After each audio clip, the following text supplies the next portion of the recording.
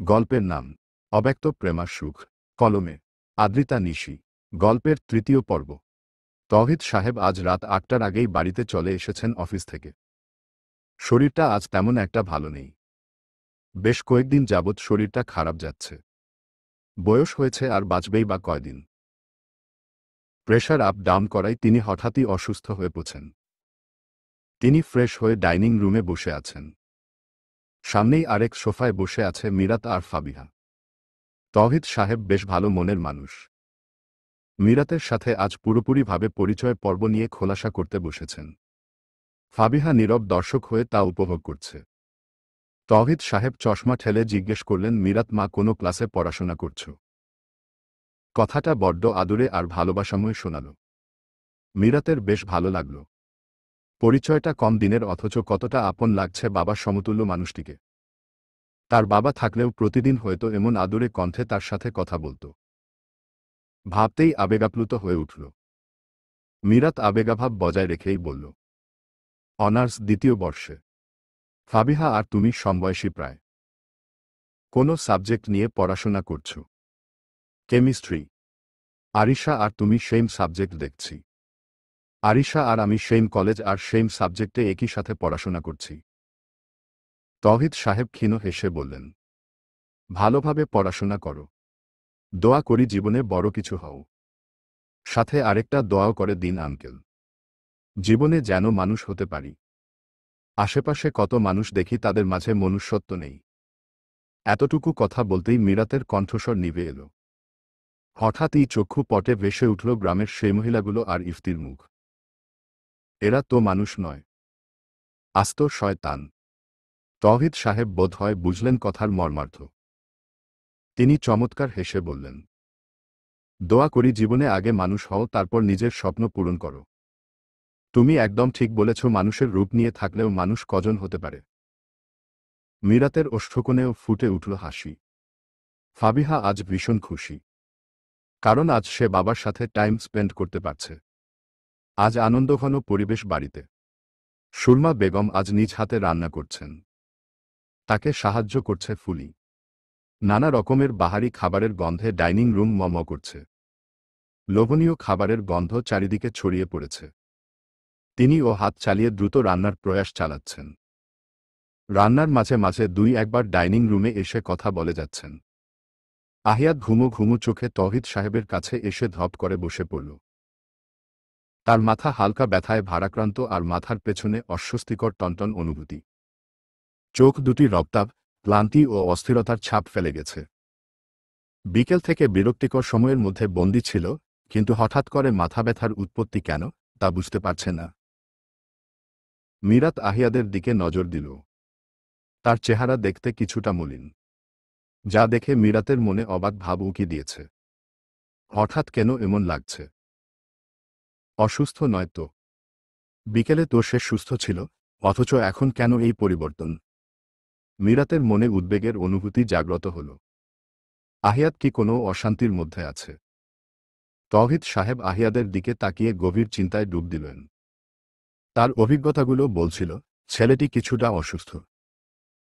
উদ্বেগের ছাপ নিয়ে বললেন, তোমায় দেখে অসুস্থ মনে হচ্ছে।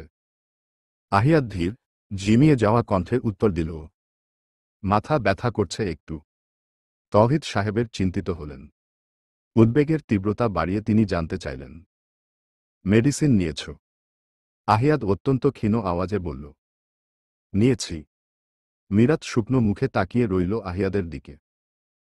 বিষণ্ণ হয়ে উঠেছে মন। বিকেলেও সুস্থ ছিল, অথচ এখন অসুস্থ। ফাবিহারও মন খারাপ হয়ে গেল। সে ভেবেছিল আগামীকাল শপিং মলে যাবে, কিন্তু তা বোধহয় আর হবে না। আহিয়াত যদি সুস্থ হয় তবে যাওয়া যেত। সে খেয়াল করল মিরাতের মুখশ্রী অস্বাভাবিক ভার। ফাবিহা আর চোখে কি মনে করে আহিয়াদের দিকে তাকাল। দেখল আহিয়াদ মিরাতের দিকে তাকিয়ে আছে। এটা দেখে কপাল কুঁচকে গেল। সে কাহিনী বুঝতে পারল না। সুরমা বেগম রান্না শেষ করে ফ্রেশ হয়ে এসে ফাবিহার পাশে বসল। সকলে তখন গল্পে মগ্ন। শুধু চুপচাপ আছে মিরাত। তৌহিদ সাহেব সুরমা বেগমকে সামনে রেখে গম্ভীর কণ্ঠে বললেন, বেগম সাহেবা, দ্রুত ছেলের বিয়ের ব্যবস্থা করা দরকার। সুরমা বেগম কিছুটা অবাক হয়ে প্রশ্ন করলেন, হঠাৎ বিয়ের কথা আসছে কেন? তৌহিদ সাহেবের চোখে উদ্বেগের ছাপ স্পষ্ট।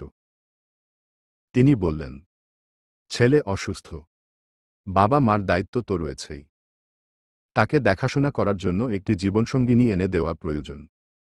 সুরমা বেগমের মুখে হালকা হাসি ফুটে উঠল। বললেন, একদম মনের কথা বলেছ। ছেলের বাবা, তুমি দ্রুত মেয়ে খোঁজো। আহিয়াদের বিয়ে নিয়ে আমিও ভাবছিলাম। মীরাতের মুখশ্রী মলিন হয়ে উঠল। সামনে তার হাজবেন্ডের বিয়ের কথা হচ্ছে। এই চিন্তা করতেই যেন তার চোখের পানি গড়িয়ে পড়তে চাইছে। আহিয়াদ এখনো চুপ কেন, সে বুঝতে পারছে না। আদৌ কি তাদের বিয়ে হয়েছে, এই সত্যটি কি সকলের কাছে বলবে? অজানা আতঙ্কে তার বক্ষ কাঁপছে। মীরাতের মনে শঙ্কার তরঙ্গ উঠতে লাগল। তার হৃদয় তীব্র অস্থিরতায় জর্জরিত। তড়িৎ বেগে সে তাকালো আহিয়াদের দিকে। তার চাহনির মধ্যে উত্তর খুঁজছে। অপেক্ষায় রইল সেদিনের জন্য, যখন সমস্ত কিছু স্পষ্ট হবে, হৃদয়ের সব কষ্ট নিঃশ্বাসের সঙ্গে বের হয়ে যাবে। আহিয়াত কি কোনো সিদ্ধান্ত নেবে? মীরাতের মনে একটি প্রবল আশা জাগছে, কিন্তু সেই আশা কি সত্যি হতে পারবে? আহিয়াত তাকায় মীরাতের মলিন মুখশ্রীতে। চোখের কোণে অশ্রু কণার ভিড়। তার দিকেই অজানা আতঙ্ক চেপে রেখে কেমন তাকিয়ে আছে। আহিয়াত তৌহিদ সাহেবকে উদ্দেশ্য করে বলল, হঠাৎ আমার বিয়ে নিয়ে ভাবছ কেন বলো তো? তৌহিদ সাহেব অবাক হওয়ার ভান করে বললেন, বিয়ের বয়স হয়েছে তোমার, তাই তো বিয়ে দেওয়ার কথা ভাবছি। আমারও সারাদিন একা একা থাকতে ভালো লাগে না। বোবার মতো থাকতে হয়। একটা পুত্রবধূ হলে কথা বলার মানুষ পেতাম। সুরমা বেগমের কণ্ঠে হতাশার সুর। তৌহিদ সাহেব বলেন, তোমার কথা বলার সঙ্গীর ব্যবস্থা করছি দ্রুত। জেনির বাবা কল দিয়েছিলেন। তিনি চাইছেন দ্রুত আহিয়াদের সাথে জেনিরও বিয়েটা দিয়ে দেই। সুরমা বেগম অবাক হয়ে বললেন, জেনির বাবা সিঙ্গাপুর থেকে ফিরেছেন? তৌহিদ সাহেব নিশ্চিন্ত কণ্ঠে উত্তর দিলেন, কিছুদিন আগে ফিরেছেন। জেনির বিয়ে দিয়ে আবারও ব্যাক করবেন সিঙ্গাপুরে। মীরাত যেন থমকে গেল তখনই। পুরো দুনিয়া উলট পালট হয়ে গেল তার। জেনির বিয়ে আহিয়াদের সাথে কিভাবে সম্ভব? তাহলে কি আগে থেকেই বিয়ে ঠিক ছিল? সে কি তবে হঠাৎই উড়ে এসে জুড়ে বসেছে আহিয়াদের জীবনে? তবে কেন আহিয়াদ তাকে আগে বলল না জেনির সাথে বিয়ে ঠিক হয়েছে? বক্ষে চিনচিনে ব্যথা অনুভব করছে সে। শ্বাস আটকে আসছে। সে হাঁসফাঁস করতে লাগল। আবারও সে ঠকে গেল এই নিষ্ঠুর শহরে। সূচনার শুরুতেই পরিসমাপ্তি ঘটল তবে।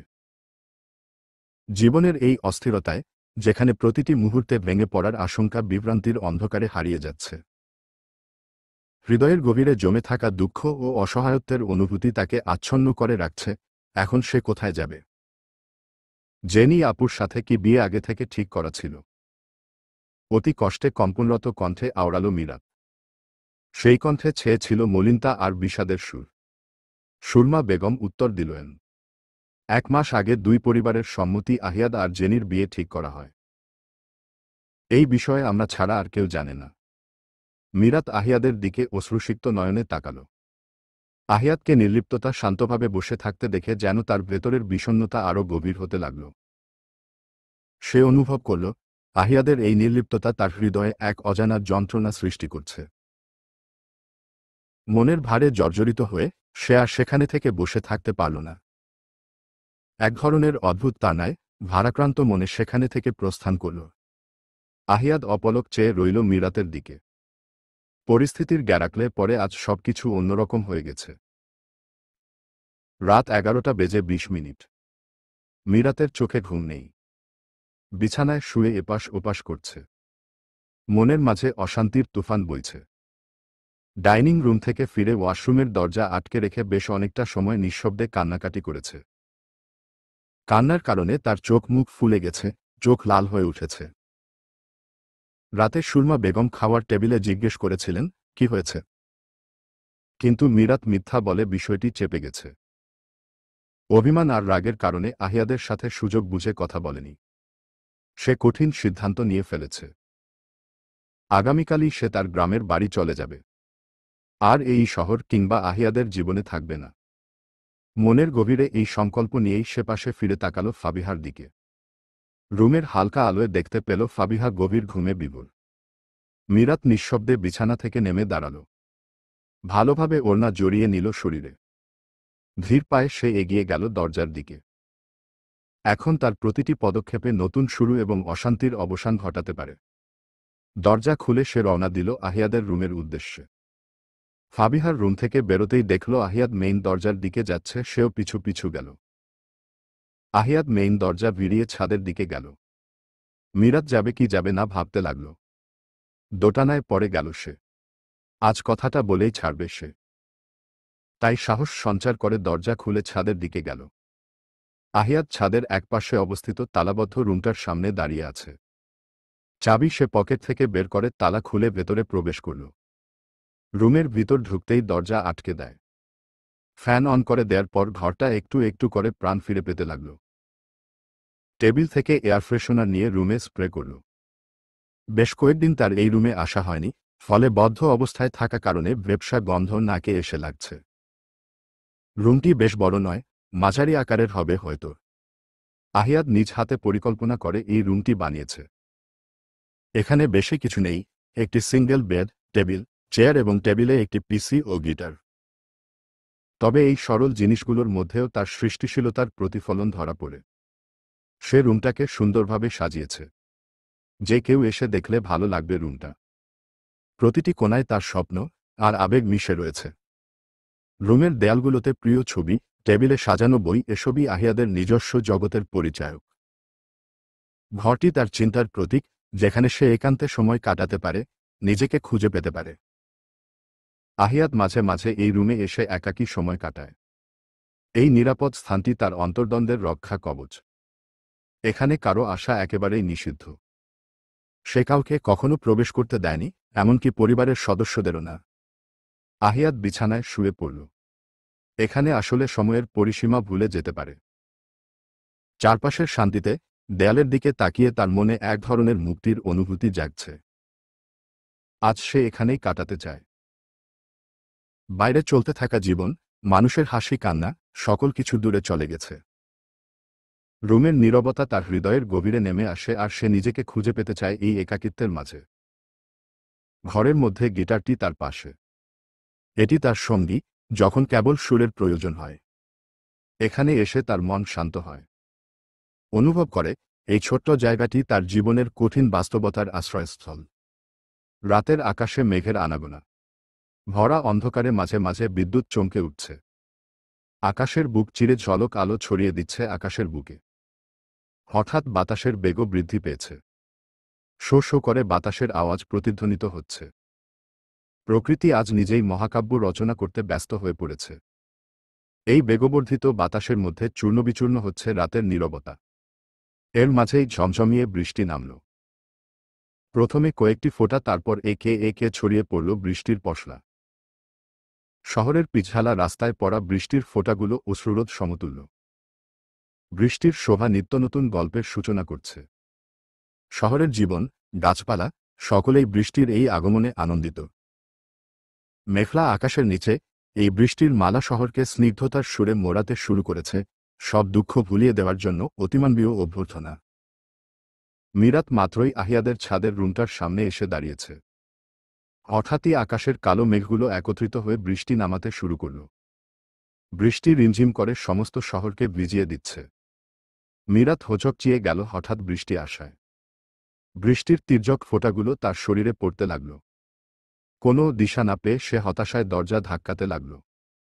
কিছুটা সময় পর দরজা খুলে গেল। গর্জে ওঠা বজ্র আকাশও তার আহ্বান শুনে অনুমতি দিয়েছে। মীরাত আর দেরি না করে তড়িঘড়ি আহিয়াদকে টপকে ভেতরে প্রবেশ করল। আহিয়াদ অবাক হয়ে গেল মীরাতের এহেন কাণ্ডে। তার চোখে বিস্ময়ের চিত্র ফুটে উঠল। মুখাবয়বে গাম্ভীর্য ভাব ছড়িয়ে পড়ল। তুমি এখানে কি করছ? মীরাত আধভেজা অবস্থায় দাঁড়িয়ে, ভিজে ওড়না দিয়ে শরীর মুছতে মগ্ন হয়ে আছে। মনে হচ্ছে বৃষ্টির পানি থেকে মুক্তি পেতে চাইছে। আহিয়াদের প্রশ্নের উত্তর না দিয়ে সে জিজ্ঞেস করল, তোয়ালে আছে? তোয়ালে? মীরাত চরম বিরক্ত হল। তার মুখাবয়বে অসহিষ্ণুতা ফুটে উঠল। সশ্রদ্ধ কণ্ঠে বলল, আরে আমাকে খেয়াল করুন আগে। দেখুন আপনার বউ ভিজে গেছে। দ্রুত তোয়ালে দিন। নাকি এভাবেই চুপচাপ দাঁড়িয়ে থাকবেন মশাই? আহিয়াত হঠাৎ করে তার এহেন উত্তেজনার জন্য আশ্চর্য হয়ে বলল, এখানে তোয়ালে কোথায় পাব? মীরাতের মুখে অসহায়ত্ব ফুটে উঠেছে। কোনো উত্তর না দিয়ে সে দ্রুত ওড়না দিয়ে শরীর আর মাথা মুছতে লাগল। এভাবে থাকলে নিশ্চিত জ্বর আসবে এ চিন্তা মাথায় ঘুরপাক খাচ্ছে। কিন্তু বৃষ্টির কারণে নিচেও নামতে পারবে না। হতাশা নিয়ে সে অবশেষে বেডে বসে পড়ল। রুমের দরজা খোলা থাকায় বৃষ্টির পানির ছিটেফোঁটা ভিতরে প্রবেশ করছে। আহিয়াত ঠিক তখনই দরজা বন্ধ করে দিল। সে চেয়ার টেনে সামনে বসল, ভ্রুযুগল কুঁচকে মীরাতের দিকে তাকাল। তার মনে একটি প্রশ্ন ঘুরছে। মীরাত কি সত্যিই তার পিছু নিয়েছে? কি কারণে সে এখানে এসেছে? এই প্রশ্নগুলো আহিয়াদের মনে নানান ভাবনা সৃষ্টি করছে। আমার দিকে এমন অদ্ভুত দৃষ্টিতে তাকিয়ে আছেন কেন মশাই?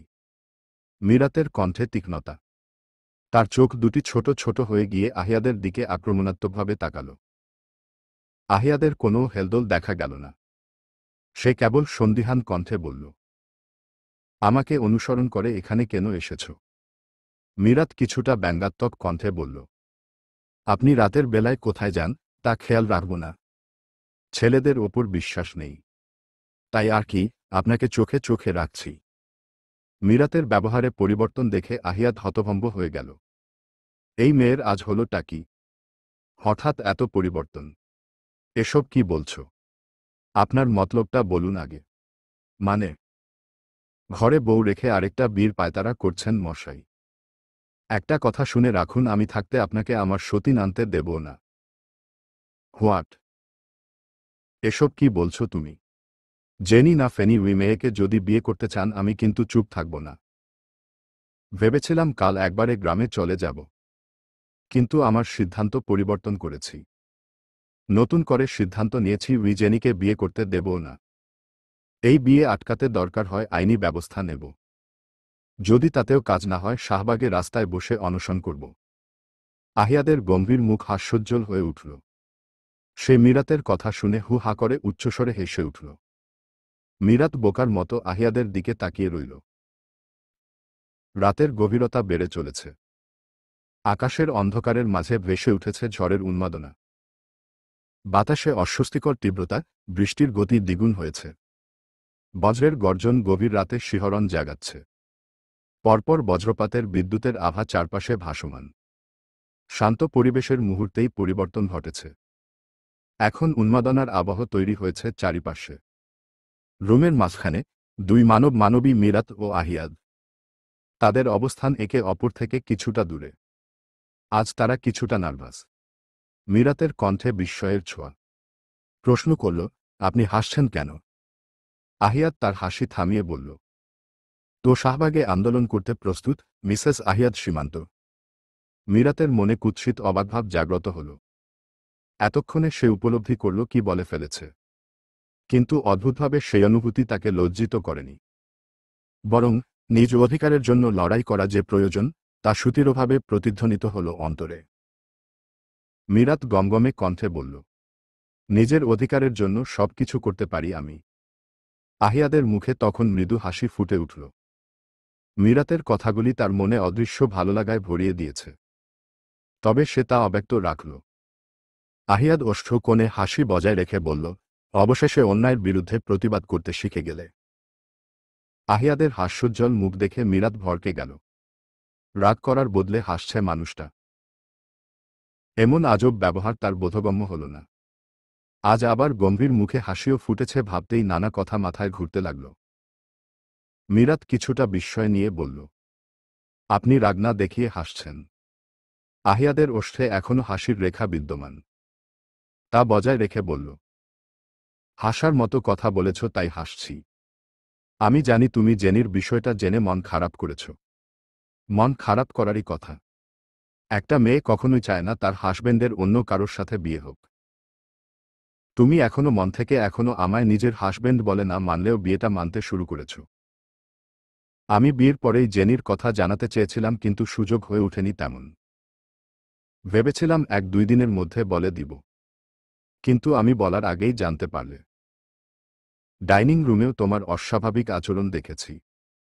আমায় যে ইগনোর করছিলে তা বুঝতে পারছিলাম। সেই সময় ইচ্ছে করলেই তোমায় বোঝাতে পারতাম, তবে তা করিনি। আমার মনে হচ্ছিল তুমি নিজ থেকে আসবে এই বিষয়ে কথা বলার জন্য। ঠিক তাই হলো, তুমি এলে কথা বলার জন্য। মিরাতুল আজহা, তোমার রুদ্রময়ী রূপে আমি ইমপ্রেস হয়েছি। I like it. মিরাত আহিয়াদের কথাগুলো শুনে হতভম্ব হয়ে বসে আছে। তার চোখের চাহনি গভীর সমুদ্রে ডুব দেওয়ার প্রচেষ্টা মাত্র। আহিয়াদের মুখ থেকে বের হওয়া কথা মৃদু ঝড়ের মতো মনে হল। মনের অজানা কোণে তা অদ্ভুত শিহরণ সৃষ্টি করছে। লাস্টের কথাগুলো এখনও কানে বেজে চলেছে। মিরাত বিস্ময়ের রেশ কাটিয়ে থমথমে গলায় বলে উঠে, জেনি আপুকে আপনি বিয়ে করবেন? আহিয়াত হাসা বন্ধ করে নির্লিপ্ততা ভঙ্গিতে জবাব দেয়, ঘরে নতুন বউ রেখে আবারও বিয়ে করার ইচ্ছে আমার নেই। মিরাত কথাটি শুনতেই চমকে উঠল। বাস্তবতায় তার মনে আচমকা আঘাত লেগেছে। তার চোখে তীব্র অবিশ্বাস ল। আহিয়াদের দিকে দৃঢ় দৃষ্টিতে তাকিয়ে সে উপলব্ধি করছে আজ সমস্ত অজানা কথার বহর তার জন্যই অপেক্ষা করছে। মিরাত কিছুটা স্বাভাবিক হতে লাগল। আমাদের বিয়ের কথাটা আর কতদিন লুকিয়ে রাখবেন? অপেক্ষা করছিলাম। কবে এসে তুমি নিজ থেকে বলবে তোমার অধিকার চাও? ঠিক সেদিনই সকলকে জানিয়ে তোমায় তোমার প্রাপ্য অধিকার বুঝিয়ে দেব। যদি বলি আমি আজই আমার প্রাপ্য অধিকার বুঝিয়ে নিতে চাই? মিরাত হিম শীতল কণ্ঠে বলে উঠল। তার স্বরে দৃঢ়তা ছিল। মনে হচ্ছিল ঠান্ডা বাতাসের ঝাপটার মধ্যে এক ফোঁটা আগুন। আহিয়াত কিছুটা চমকালো বোধ হয়। তার চোখগুলো বিস্ময়ে বড় হয়ে গেল। মিরাতের কথায় স্পষ্টতা লক্ষ্য করল সে। আহিয়াত হয়তো এমন প্রত্যুত্তর আশা করেনি। সে তীক্ষ্ণ দৃষ্টিতে মিরাতকে অবলোকন করতে লাগল। মিরাতকে আজ অতি শান্ত দেখাচ্ছে। আহিয়াত নড়েচড়ে বসে স্বাভাবিকভাবে বলল, তুমি যা চাইছ তাই হবে। তবে আজ নয়, আগামীকাল রাতের জন্য প্রস্তুত হও, জীবনের আরেকটি নতুন সূচনার জন্য। মিরাত অদ্ভুতভাবে হাসে। বলল, জেনি আপুকে তো ঠকিয়ে দিলেন মশাই। সে তো আপনার বউ হওয়ার অপেক্ষায় প্রহর গুনছিল। আহিয়াত ভ্রুক্ষেপহীনভাবে প্রত্যুত্তর করল, তোমার হাসব্যান্ড কাউকে ঠকায় না মেয়ে। যদি ঠকানোর হতো তাহলে তোমার সাথে আমার বিয়ের কথাটা গোপন করে জেনিকে বিয়ে করতে পারতাম। মিরাত, এটা করলে তোমার প্রতিবাদ করেও কোনো লাভ হতো না। কারণ সবার মুখ বন্ধ করার পাওয়ার আমার আছে। তাহলে কি আমি ভেবে নেব আমার জন্য আপনি আপনার বাগদত্তাকে বিয়ে করলেন না? মিরাতের কণ্ঠ কাঁপছে। আহিয়াদের চোয়াল শক্ত হয়ে উঠল। গম্ভীর কণ্ঠে উত্তর দিল, তোমার সাথে আমার হঠাৎ বিয়ে না হলেও জেনিকে আমি কখনো বিয়ে করতাম না। মিরাত বিস্ফোরিত নয়নে তাকালো আহিয়াদের দিকে। তার চোখমুখে ফুটে উঠেছে বিস্ময়। আহিয়াদের মুখে গম্ভীর ভাব, কঠিন দৃষ্টি তার দিকে নিবন্ধ। সেই দৃষ্টির ঝড়ের মধ্যে মিরাত আটকে পড়েছে। তার গলা শুকিয়ে কাঠ হয়ে গেল। চারপাশের নীরবতায় মিরাতের হৃদয়ের স্পন্দন শোনা যাচ্ছে। সে ঢোক গিল। মিরাত ভয়া কণ্ঠে বলে উঠল, এসব আপনি কি বলছেন? আমি এসব নিয়ে আর কথা বলতে চাইছি না। খুব শীঘ্রই জেনির বিষয়টা ক্লিয়ার করব সবার সামনে। এটা জেনে রাখো, আমি কাউকে ঠকাই না। আস্তে ধীরে সবকিছুই জানতে পারবে। এসব কথা আর না বাড়াই। তুমি যে ভিজে কাপড়ে বসে আছো, এভাবে থাকলে তো অসুস্থ হয়ে পড়বে, সেদিকে কি খেয়াল আছে? মিরাতের এবার নিজের দিকে খেয়াল হল। ভেজা অবস্থায় থাকলে ঠান্ডা লেগে যাওয়ার আশঙ্কা মনে জাগল। তার মনে হলো এখানে বসে থাকার চেয়ে নিচে চলে যাওয়া অনেক ভালো। কিন্তু তার মনে আরেকটি ভয় কাজ করতে লাগছে, ফাবিহা যদি তাকে রুমে না দেখে তাহলে হাজারটা প্রশ্নের ঝড় বইয়ে দিবে। এই চিন্তায় তার অন্তঃস্থ ভয়ের আধার আরও ঘনীভূত হল। মুখ পাংশুটে বর্ণ ধারণ করল। মিরাত মনে মনে বলল, দুই দারুণ বিপদের মধ্যে আটকে পড়েছে সে। বাহ! মিরাত বেড থেকে দ্রুততার সহিত উঠে দাঁড়াল। তড়িঘড়ি করে দরজার কাছে চলে গেল। আহিয়াত তখনই বলে উঠল, স্টপ মিরাত। মিরাত পা থামিয়ে কপাল কুঁচকে পেছনে ফিরে তাকায়। আহিয়াত চেয়ার থেকে উঠে তার সন্নিকটে দাঁড়িয়ে আছে। মিরাত কৌতূহলী ভাব নিয়ে শুধাল, থামতে বললেন কেন? কোথায় যাচ্ছ? নিচে যাচ্ছি। যাওয়ার দরকার নেই। এখানেই থাকো আপাতত। বাহিরে প্রচণ্ড বৃষ্টি হচ্ছে। যাওয়ার সময় ভিজে যাবে। মীরাতের শান্ত মনেও অস্থিরতার ঢেউ খেলে গেল। আহিয়াদের শান্ত কণ্ঠে বলা আদেশে সে থম মেরে দাঁড়িয়ে রইল। হঠাৎ কিছু একটা মনে করে সারা গা কাঁপিয়ে ছাদের দিকে পা বাড়াল মীরাত। আহিয়াদ স্তম্ভিত হয়ে দাঁড়িয়ে রইল। কিছু বলার তাগিদ অনুভব করলেও বাক্যগুলো কণ্ঠে আটকে গেল আহিয়াদের। সে দ্রুততার সঙ্গে দরজার দিকে এগিয়ে গিয়ে মীরাতকে ধরতে চাইল, কিন্তু কোনো কারণবশত আর হাত বাড়াল না। বৃষ্টি এখনো তীব্র বেগে হচ্ছে। হালকা বাতাসও বইছে। মেঘের আওয়াজও শোনা যাচ্ছে। বিদ্যুতের আলোয় শহরের রাস্তাঘাট আলোকিত হয়ে আছে। মীরাত ছাদের মাঝ বরাবর দাঁড়িয়ে চোখ বন্ধ করে দুহাত মেলেছে। দেখে মনে হচ্ছে আকাশের সঙ্গে একাত্ম হয়ে গেছে। বৃষ্টি এসে তার শরীরকে কোমল হাতে ছুঁয়ে দিচ্ছে, প্রতিটি ফোঁটা একান্ত নিবেদন। তার চুলের খোপা খুলে পিঠের দিকে ছড়িয়ে পড়েছে। কৃষ্ণ বর্ণের লম্বা কেশ কোমরকে ছুঁয়ে যাচ্ছে। সেদিকে খেয়াল নেই মানবীর। হালকা আলোয় মীরাতের অবয়ব স্পষ্ট হয়ে উঠছে, আর সেই আলোতে মেয়ে সত্তার সৌন্দর্য আরও বৃদ্ধি পাচ্ছে। আহিয়াদের দৃশ্য দেখে মুহূর্তের জন্য স্তম্ভিত হয়ে পড়ে। বৃষ্টির বিন্দুগুলো মীরাতের মুখে জ্বলজ্বল করছে অমূল্য মুক্তার মালা নেয়। মনে হচ্ছে সেগুলো একে একে মানবীর ত্বকে নাচছে। সেই দৃশ্য আহিয়াদের হৃদয়ে প্রশান্তির আবহ ছড়িয়ে দিচ্ছে। আহিয়াদের চোখ খুঁটে দৃশ্যমান শুধু মীরাতের উপস্থিতি আর বৃষ্টির সুর। সে অপলক দৃষ্টিতে মীরাতের বৃষ্টি ভেজা স্নিগ্ধ রূপে মুগ্ধ হয়ে তাকিয়ে আছে। তার চোখে কামুকতার লেশমাত্র নেই, বরং নির্মল ভালোলাগার প্রতিফলন রয়েছে। তার মেয়েটিকে বৃষ্টির মাঝে ভিজতে বাধা দিতে ইচ্ছে করছে না এই মুহূর্তে। হঠাৎ মীরাত চোখ খুলে ঘাড় ঘুরিয়ে পেছনে তাকায়। আহিয়াদকে দেখে তার মনে অসাধ্য কাজ সাধনের ইচ্ছা জাগ্রত হয়। ধীরে ধীরে সে আহিয়াদের দিকে এগিয়ে যায়। আহিয়াদের সামনে দাঁড়ায়।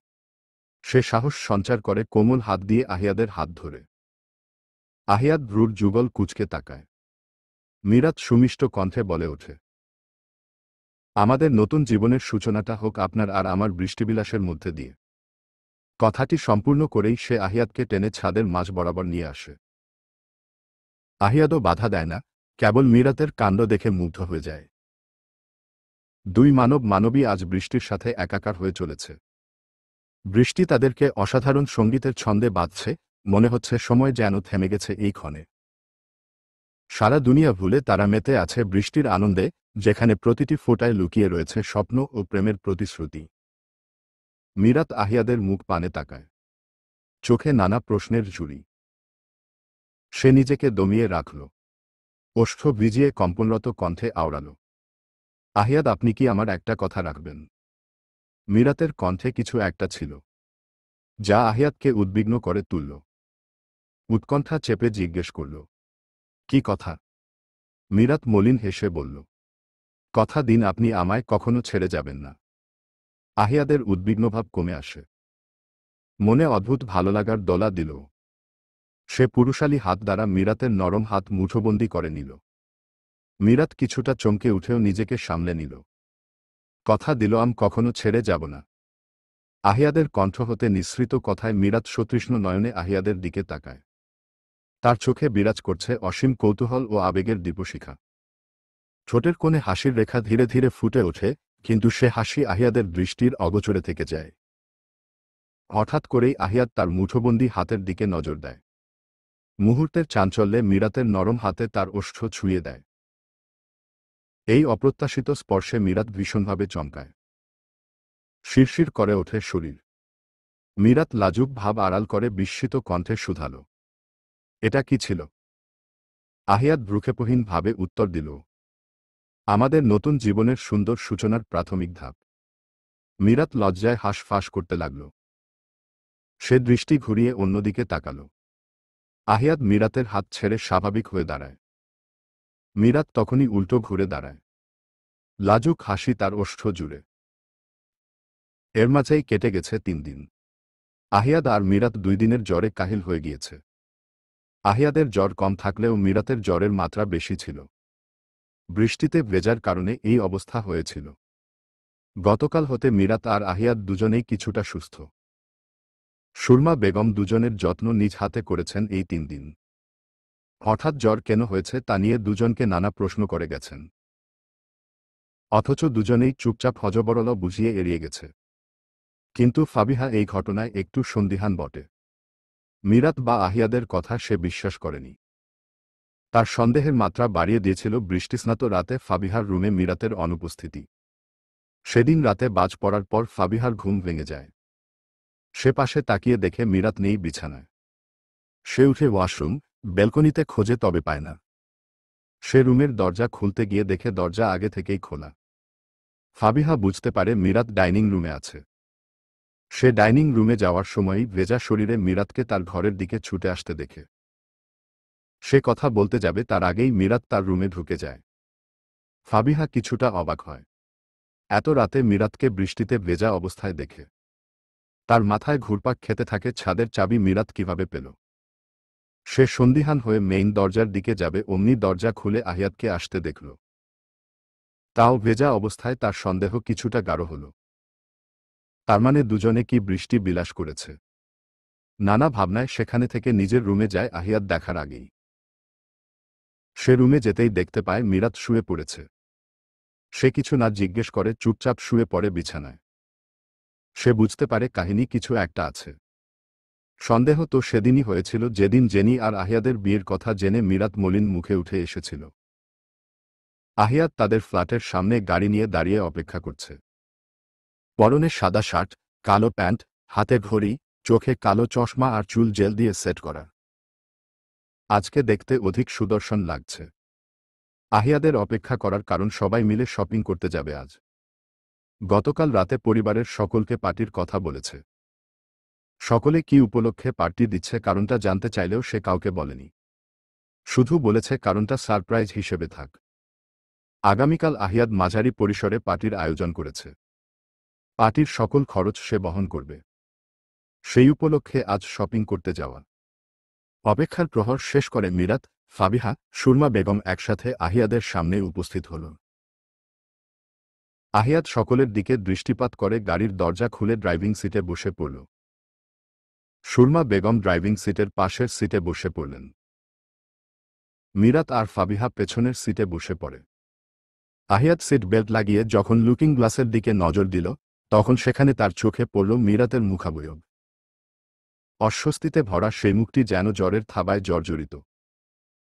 নীল সাদা থ্রি পিস পরিহিত মিরাতের মুখে কোনো প্রসাধনের ছোঁয়া নেই, আর মাথায় সাদা ও নীলের সংমিশ্রণে হিজাব। আহিয়াদের মনে হল মিরাত কিছুটা শুকিয়ে গেছে। মিরাতের আগের মুখের রং হারিয়ে গেছে। মিরাত এদিক ওদিক তাকাতে থাকলেও হঠাৎ করে লুকিং গ্লাসের দিকে চোখ পড়তেই দেখল আহিয়াদ তাকিয়ে আছে। চমকে ওঠে সে। তার সরু দৃষ্টিতে খেয়াল হয় আজ আহিয়াদ সাদা শার্ট পরেছে, চোখে কালো চশমা। আজকের আহিয়াদ অন্যরকম সুদর্শন। ভাবতে ভাবতেই তার হার্টবিট দ্রুত হয়ে ওঠে। সে ভ্রু নাচিয়ে ইশারায় জানতে চাইল কেন এমনভাবে তাকিয়ে আছে। আহিয়াদ মাথা নাড়িয়ে মৃদু হাসল, চোখের ইশারায় বলল, এমনি। এরপর সে চোখ ফিরিয়ে গাড়ি স্টার্ট দিতে লাগল। মিরাত দৃষ্টি সরিয়ে বাহিরের দিকে তাকায়, তার মুখে মুচকি হাসি ফুটে ওঠে। সুরমা বেগমের নজরে পড়ে না সেই দৃশ্য, কিন্তু ফাবিহার দৃষ্টিগোচর হয়। শপিং মলের বাইরে দাঁড়িয়ে মিরাত চারপাশে তাকিয়ে অবাক হয়ে গেছে। এত বড় শপিং মল তার চোখে আগে কখনো পড়েনি। চারপাশে নানা ধরনের মানুষের ভিড়, তাদের পোশাক আশাক আর চলাফেরা দেখেই বোঝা যায় এখানে ধনীরাই শপিং করতে আসে। মিরাত ধীরে ধীরে আশেপাশের দোকানগুলোতে চোখ বুলাতে লাগল। প্রতিটি দোকানে সাজানো বিভিন্ন পণ্য, রঙিন পোশাক, গহনাগাটি সবকিছু অসম্ভব সুন্দর লাগছে তার কাছে। ফাবিহা ও সুরমা বেগম ড্রেস দেখতে ব্যস্ত হয়ে পড়েছেন। দোকানের ভেতরে তারা বেশ অনেকক্ষণ ধরে একটির পর একটি ড্রেস পরীক্ষা করে চলেছে, কিন্তু তাদের পছন্দমতো কিছুই পাচ্ছে না। ভিন্ন ভিন্ন রং, নকশা আর ডিজাইন দেখে যাচ্ছে, কিন্তু প্রত্যেকবারই যেন তাদের মুখে হতাশার ভাঁজ।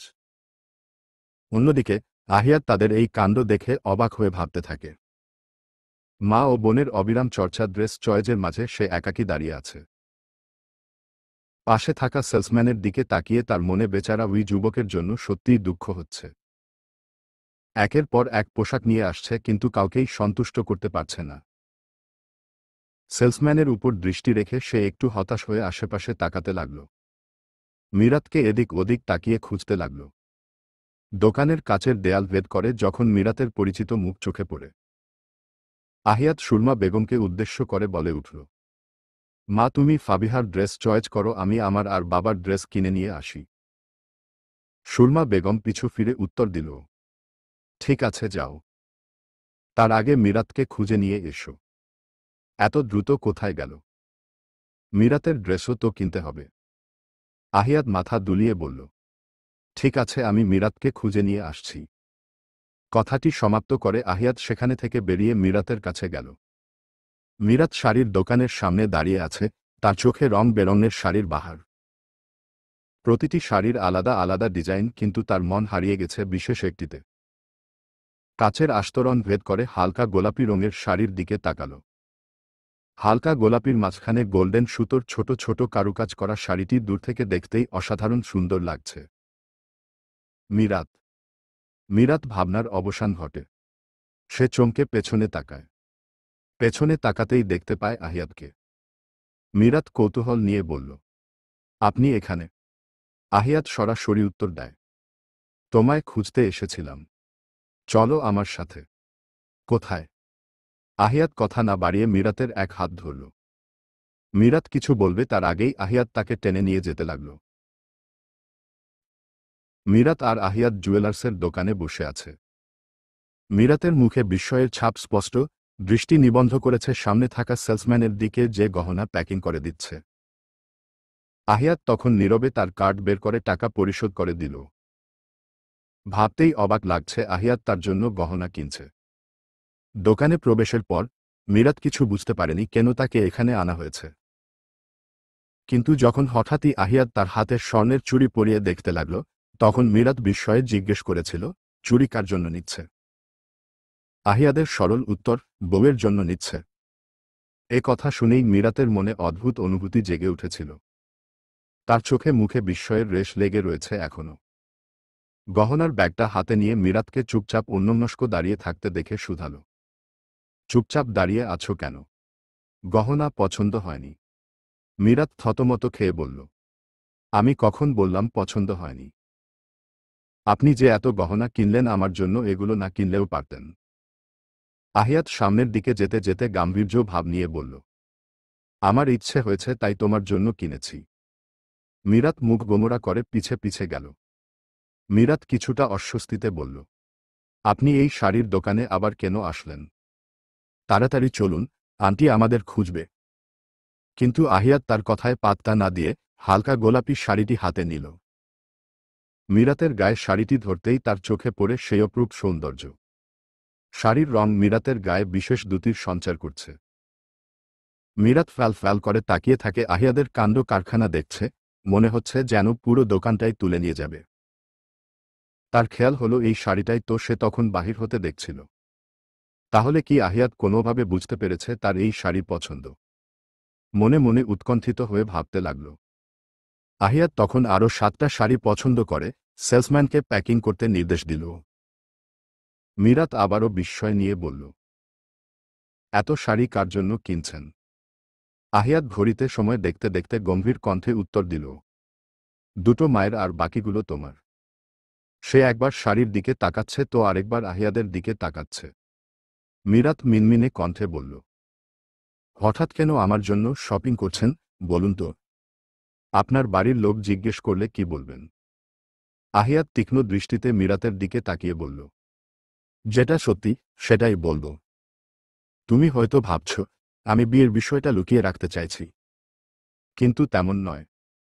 নতুন বউ যেমন সেজেগুজে প্রথম শ্বশুরবাড়িতে আসে, ঠিক তেমনভাবেই তোমায় বধূ বেশে দেখতে চাই। আগামীকাল আমাদের জীবনের একটা স্পেশাল দিন, তাই সবকিছুই পারফেক্ট হওয়া চাই। মিরাত চুপচাপ শুনল। আহিয়াদের কথায় তার মুখে একটু লজ্জার ছাপ পড়ল। হৃদয় অদ্ভুত উষ্ণতা অনুভব করল। সে তা আড়াল করার প্রয়াস চালালো যেন আহিয়াদ বুঝতে না পারে তার অন্তরালের সেই আবেগ। কথোপকথনের মাঝেই আহিয়াদের হঠাৎ ফোন বেজে উঠেছে। সে কথা বলা বন্ধ করে পকেট হতে ফোন বের করে মিরাতকে ইশারায় দাঁড়াতে বলে কল রিসিভ করে কিছুটা দূরে গিয়ে কথা বলতে লাগল। মিরাত শাড়ির সেকশন ঘুরে ঘুরে দেখতে লাগল। বেশিরভাগ শাড়ির দাম তার কাছে অনেক বেশি মনে হচ্ছিল। বিভিন্ন রঙের ডিজাইনের শাড়ি দেখার পর হঠাৎ তার চোখ পড়ল খয়েরি জামদানি শাড়ির দিকে। সে হাত দিয়ে শাড়িটা স্পর্শ করতে উদ্যত হল, কিন্তু ঠিক সেই সময় একজন ব্যক্তি সেই স্থান থেকে শাড়িটা হাতে তুলে নিল। মীরাত চমকে 2 ধাপ পিছিয়ে গেল। What a surprise Mirat! আবারও তোমার সাথে দেখা হয়ে গেল। মীরাত সামনে তাকাতেই পরিচিত সেই মুখটি দেখতে পেল। ইফতি। একসময়ের সঙ্গী, এখন তার কাছে ইফতি নামক মানুষটা অস্পষ্ট স্মৃতি শুধু। ইফতির উপস্থিতি তাকে চোরাবালির মতো আষ্টেপৃষ্ঠে জড়িয়ে ধরতে চাইছে। ভয়া চোখে সে লক্ষ্য করল ইফতির মুখের গভীরে লুকানো সেই পিশাচ ভাব। নিমেষেই তার মন বিষিয়ে উঠল। পরিচিত মুখের কাছে এসে মীরাতের মনে উকি দিচ্ছে স্মৃতির তারা। কেন আবার দেখা হলো তাদের? কি খুঁজছে ইফতি এখানে? এই প্রশ্নগুলোই ক্রমশ তার বুকের ভিতর আলোড়ন সৃষ্টি করছে।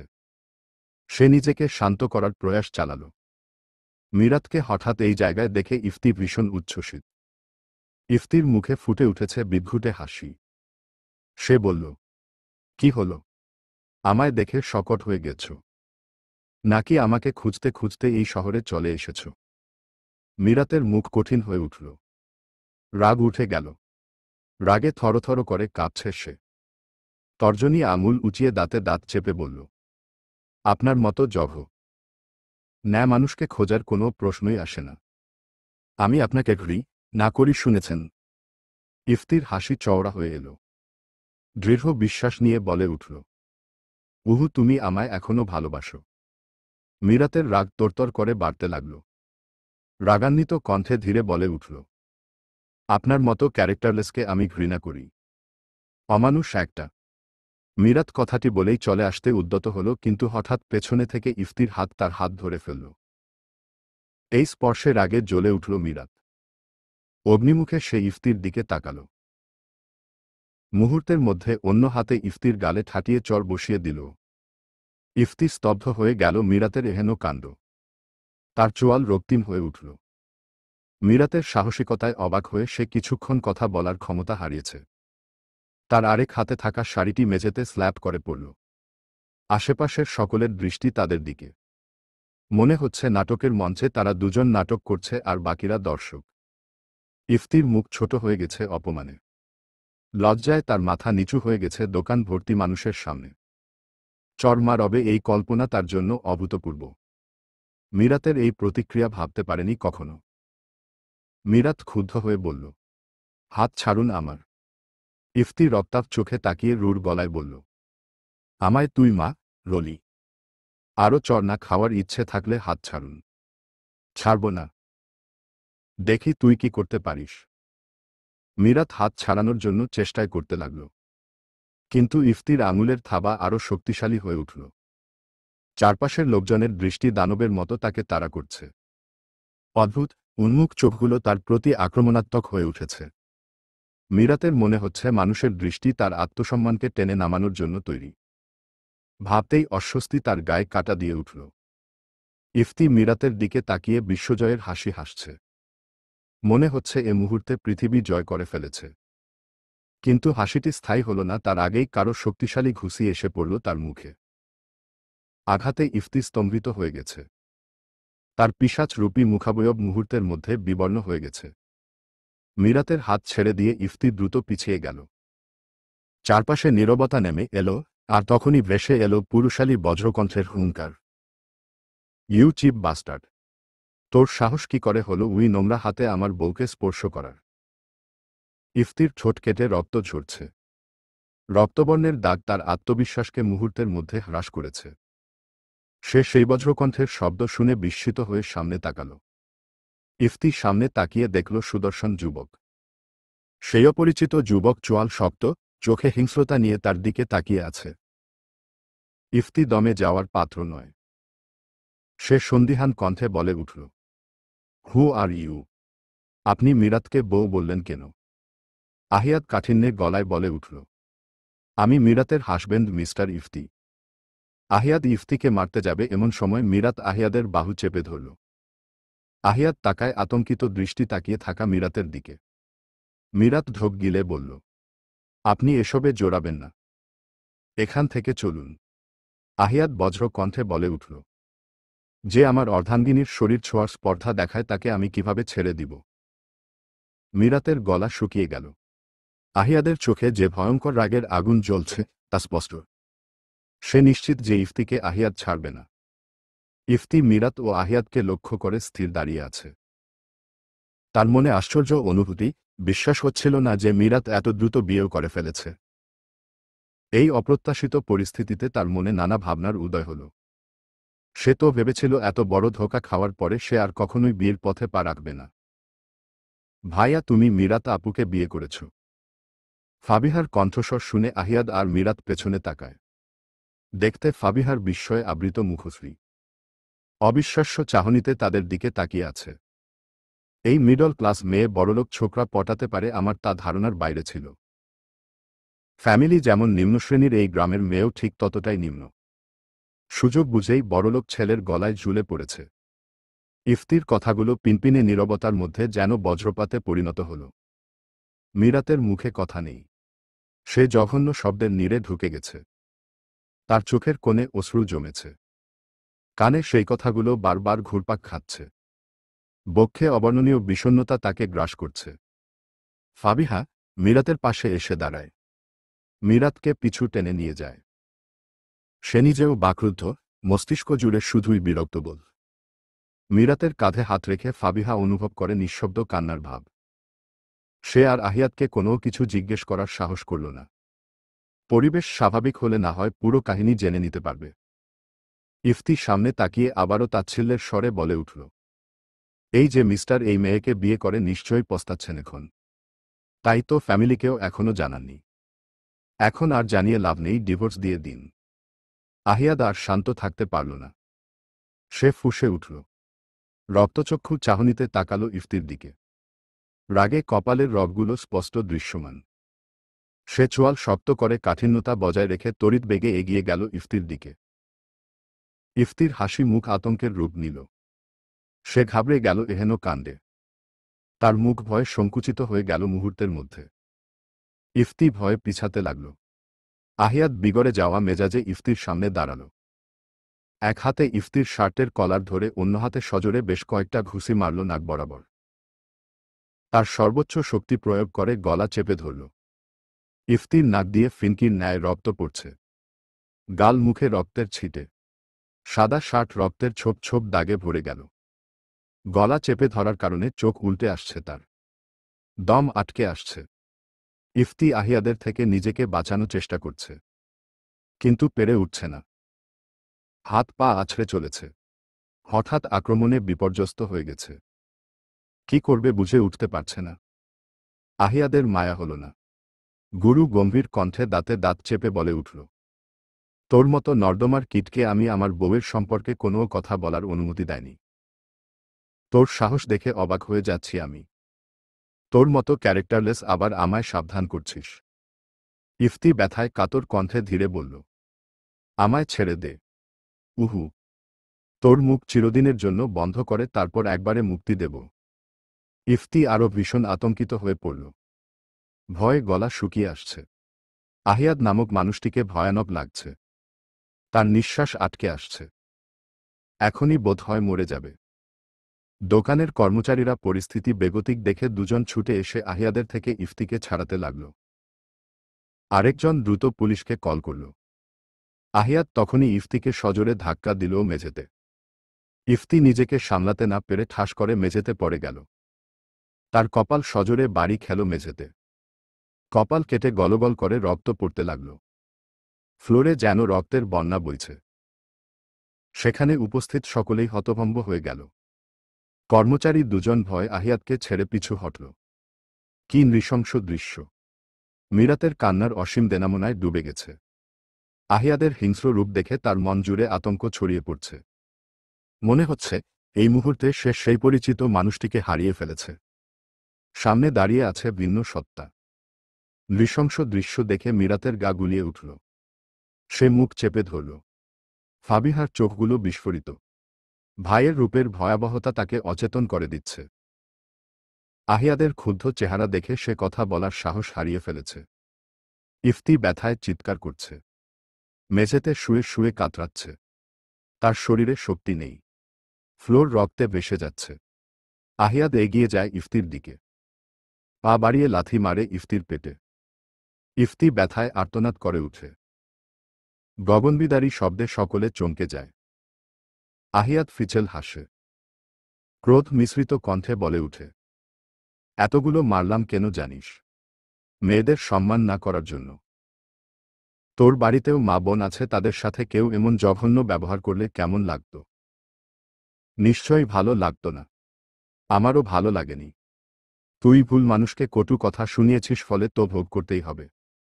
যদি বেঁচে থাকিস তাহলে তোর বাপকে জিজ্ঞেস করিস আহিয়াত সীমান্তকে। শ্লা কুত্তা, বেস্ট অফ লাক ভবিষ্যতের জন্য। কথা শেষ হতেই আরেকটি লাথি মারল ইফতির পেটে। ইফতি ব্যথা সহ্য করতে না পেরে চেতনা হারাল। আহিয়াদ অগ্নিচক্ষে তাকিয়ে আছে আহত ইফতির দিকে। মিরাত ভয়ে চোখ খিচে নিল। আহিয়াদ ইফতিকে মেরে ফেলবে, তাহলে তো জেল হবে, ফাঁসিও হতে পারে। এসব ভাবতেই অন্তর আত্মা কেঁপে উঠল মিরাতের। আহিয়াদের এই হিংস্র রূপ দেখে ভয়ে ঢোক গিলল। ফাবিহা দিকবিদিক ভুলে চুপচাপ দাঁড়িয়ে আছে। তার মনে হলো আহিয়াদকে থামাতে পারবে একমাত্র সুরমা বেগম। সে তখনই ছুটল মায়ের কাছে। আহিয়াদের রাগ এখনো শান্ত হয়নি। সে পা বাড়িয়ে আরেকটা লাথি দিবে এমন সময় পেছনে থেকে কেউ একজন জড়িয়ে ধরল। আহিয়াদ থেমে গেল। পরিচিত মেলি সুবাস নাসিক্য রন্ধ্রে প্রবেশ করতেই থমকে গেল। সে ঘাড় বাঁকিয়ে দেখল মানুষটিকে। মিরাত তাকে আষ্টে পৃষ্ঠে জড়িয়ে ধরেছে। অনুভব করল পিঠে ভেজা ভেজা লাগছে। তার মানে মিরাত কাঁদছে। আহিয়াদের রাগ কিছুটা নিভে এল। সে নিজেকে শান্ত করার প্রয়াস চালাল। আপনি ইফতিকে মারবেন না। ও মরে গেলে আপনি জেলে যাবেন। আপনার ফাঁসি হবে। তখন আমার কি হবে বলুন? আমি আপনাকে ছাড়া কিভাবে থাকব? আমি তো সারা জীবনের জন্য একা হয়ে যাব। আপনাকে ছাড়া ধুকে ধুকে মরব। আপনাকে ছাড়া আমি থাকতে পারব না আহিয়াদ। মিরাতের কন্দনরত কাতর কণ্ঠ শুনে আহিয়াদ হঠাৎ শান্ত হয়ে গেল। কিছুটা বিচলিত হল তার মনসত্তা। মিরাতকে নিজের থেকে ছাড়িয়ে সে সামনে দাঁড় করাল। মিরাত নিচু মুখে এখনো কেঁদেই যাচ্ছে। আহিয়াদ শান্ত কণ্ঠে বলে উঠল, আমি না থাকলে বাকি সবাই তো থাকবে।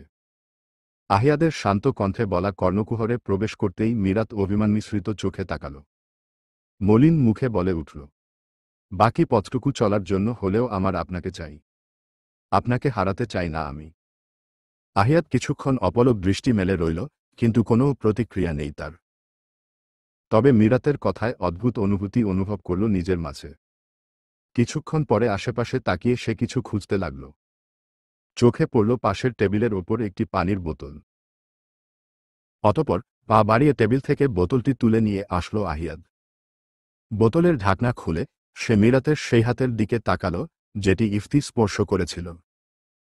সাবধানে হাতটি উঁচিয়ে ধরে পানির দ্বারা স্পর্শ করা স্থানটি ধুয়ে দেয়। মিরাত স্তম্ভিত হয়ে যায়। তার চোখে বিস্ময়ের ছাপ ফুটে উঠেছে। আহিয়াদের হঠাৎ এমন কাণ্ড তাকে বিস্মিত করছে। এই মুহূর্তে তার মনে একটি প্রশ্ন উকি দিচ্ছে, এটি কি তার পরিচিত সেই আহিয়াদ, নাকি অন্য কেউ? আহিয়াদ মিরাতের হাত ছেড়ে দিয়ে বোতলে থাকা অবশিষ্ট পানি ইফতির মুখে ঢেলে দিতে লাগল। মিরাত 2 কদম পিছিয়ে গেল। তীক্ষ্ণ দৃষ্টিতে অবলোকন করে মিরাতকে উদ্দেশ্য করে অতি অস্বাভাবিক কণ্ঠে বলে উঠল, তোমাকে স্পর্শ করার অধিকার একমাত্র আমার। আমি ব্যতীত যে তোমায় স্পর্শ করার দুঃসাহস দেখাবে তাকে আমি নিজ হাতে খুন করব। আহিয়াদের অপরিচিত আচরণে মিরাত হিতাহিত জ্ঞানশূন্য হয়ে পড়ল। অজানা ভয়ের আবরণে সে সিটিয়ে গেল। তার হৃদয়ের ভিতর তীব্র শিহরণ জাগ্রত হল। সে অবিশ্বাস্য চাহনিতে সামনে দাঁড়িয়ে থাকা সেই মানবটির দিকে তাকাল। আহিয়াদের চেহারার মধ্যে ক্রোধ ও হতাশার ছাপ স্পষ্ট। তাকে আজ পরিচিত মনে হচ্ছে না।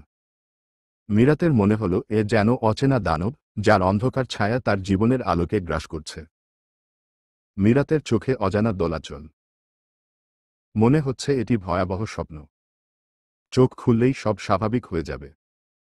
আহিয়াদ মিরাতের চাহনির গভীরতা বুঝতে পারল, কিন্তু সে কোনো শব্দ উচ্চারণ করল না। বিরক্ত আর ক্রোধের অদ্ভুত মিশ্রণ তার মনে দানা বেঁধেছে। বিগড়ে যাওয়া মেজাজে হাতে থাকা বোতলটি সে শক্ত হাতে তুলে নিয়ে ফ্লোরে ছুঁড়ে মারল। 3 জন কর্মচারী ভয় আরও সিটিয়ে গিয়ে একপাশে দাঁড়িয়ে রইল। তাদের চোখে মুখে ভীতির ছাপ স্পষ্ট ফুটে উঠল।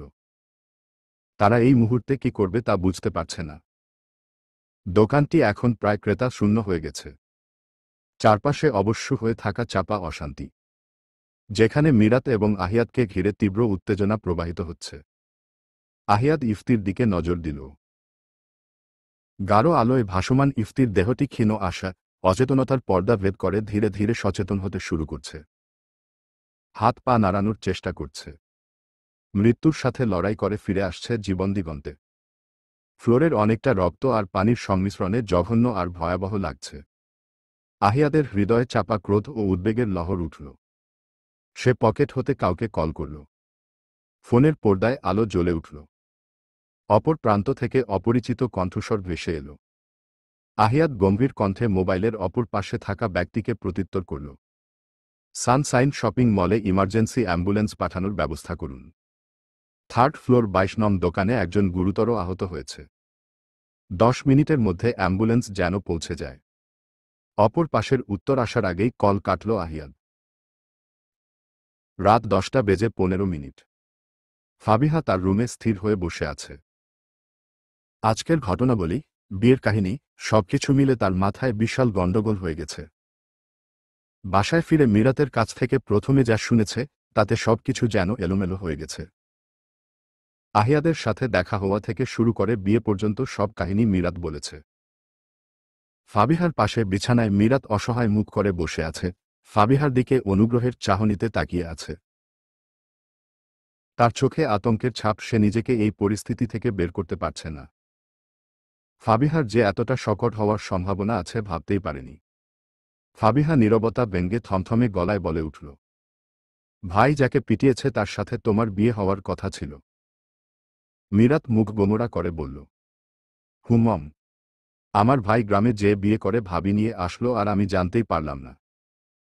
বিয়ে করেছে তাও কাউকে বলেনি। মনে হয় বাচ্চা কাচ্চা নিয়ে বিয়ের কথাটা জানানোর প্ল্যান ছিল। মিরাত একটু লজ্জা পেল। ফাবিহা আবারও হতাশা নিয়ে বলল, আরিশা আপু ও আমায় একবারও বলল না। বললে তো আমি বাবা মাকে বলতাম না। বলার মতো অবস্থা ছিল না। হয়েছে হয়েছে। আজ যদি জানতে না পারতাম তাহলে উই 1-2 বছর পর বাচ্চা কোলে করে নিয়ে এসে আমায় দেখিয়ে বলতে উই যে উই কিউট সুন্দরী মেয়েটা তোমার ফুপি হয়। তোমার উই রগজটা ভাই তো বলেনি। ওটা মেইন বজ্জাত।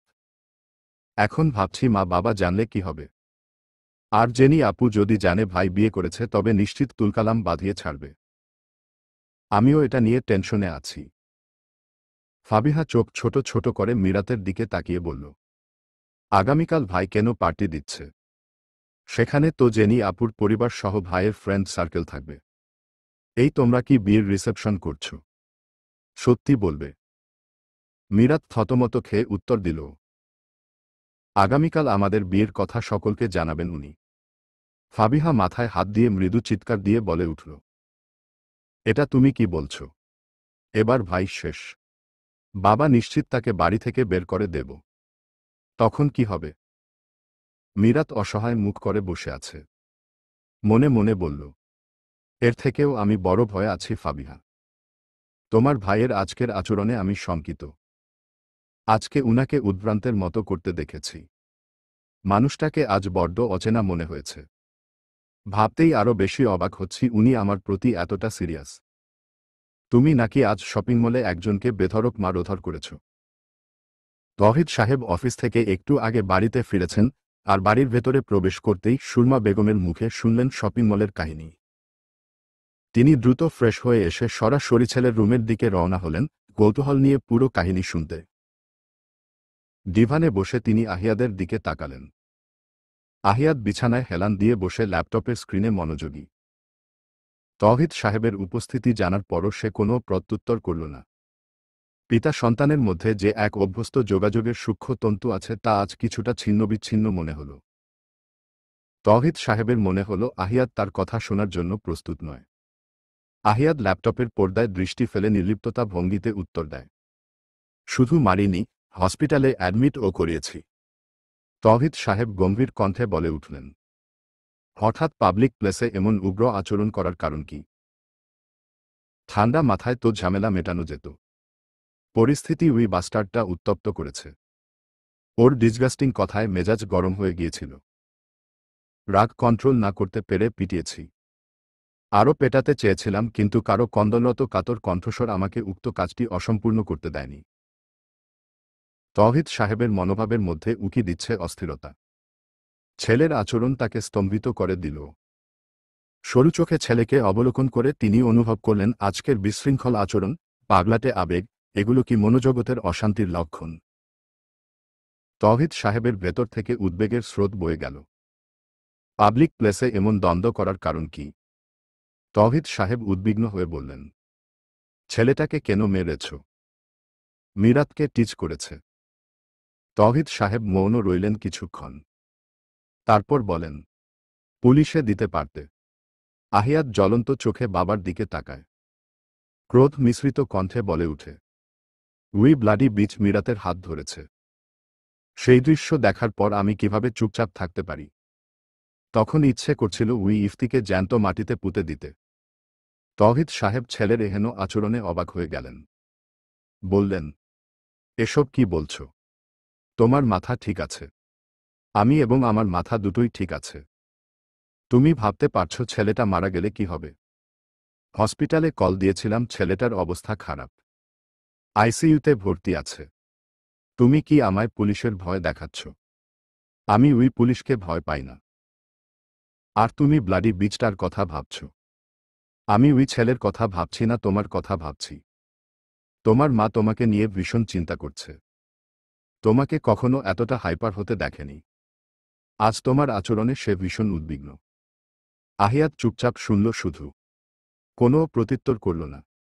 তৌহিদ সাহেব ছেলের এমন নির্লিপ্ততায় হতাশার শ্বাস টানলেন। বুঝলেন ছেলেকে বুঝিয়ে কোনো লাভ হবে না। আহিয়াত নীরবতা ভেঙ্গে গম্ভীর কণ্ঠে বলল, আমাদের কোম্পানিতে জব করেন মিস্টার ইশরাক হোসেন। তারই কুলাঙ্গার ছেলে ইফতি হোসেন। ইফতি ইশরাকের ছেলে? তৌহিদ সাহেব আশ্চর্যিত হয়ে বললেন। আহিয়াত বাঁকা হেসে বলে উঠল, আরেকটা পরিচয়ও আছে। ইফতি একটা ক্যারেক্টারলেস শালা জানোয়ার। মুখের ভাষা ঠিক করো। তোমার এমন উগ্র আচরণে আমি হতবাক হয়ে যাচ্ছি। এবার বলো ইফতির কি করবে?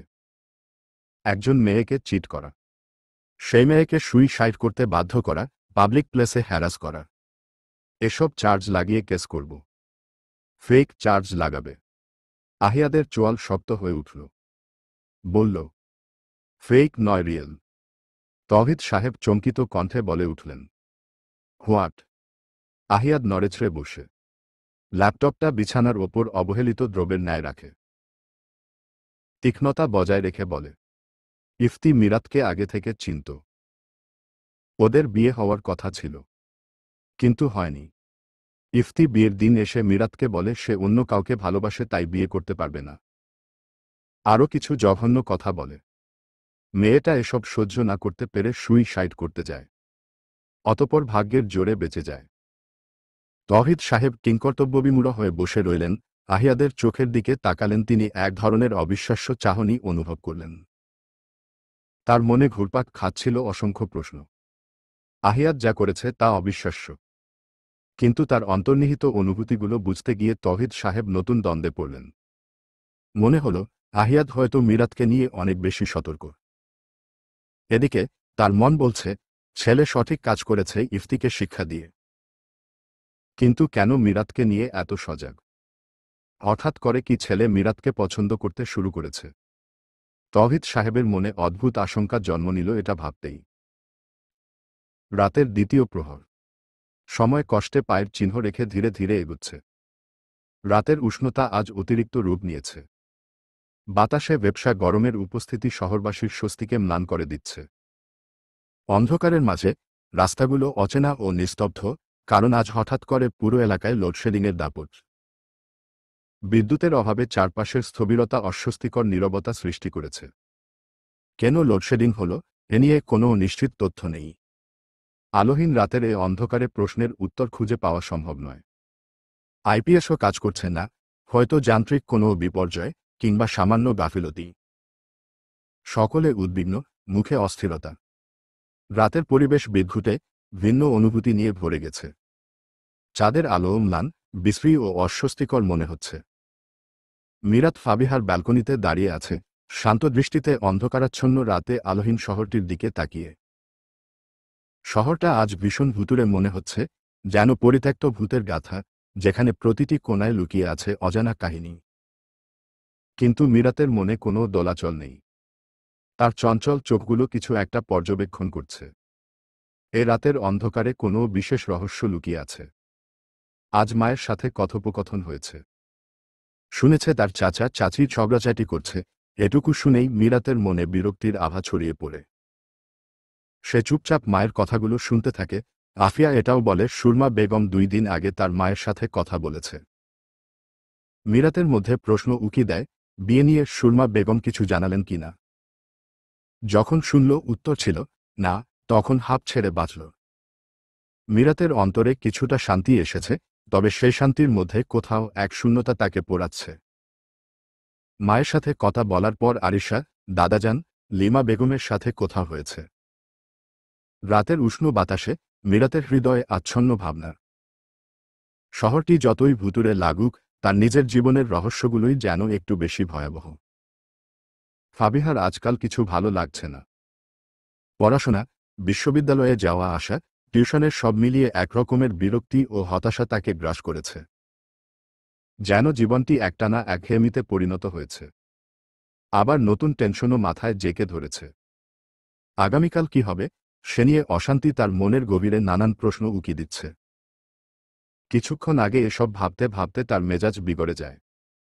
হতাশার অদৃশ্য চাদরে মুড়ে গিয়ে সে অবশেষে কল করে আরিশাকে। ফোনের ওপার থেকে আরিশার পরিচিত কণ্ঠ শুনতে ফাবিহা বেশ কয়েক কথায় ঝাঁপিয়ে পড়ল।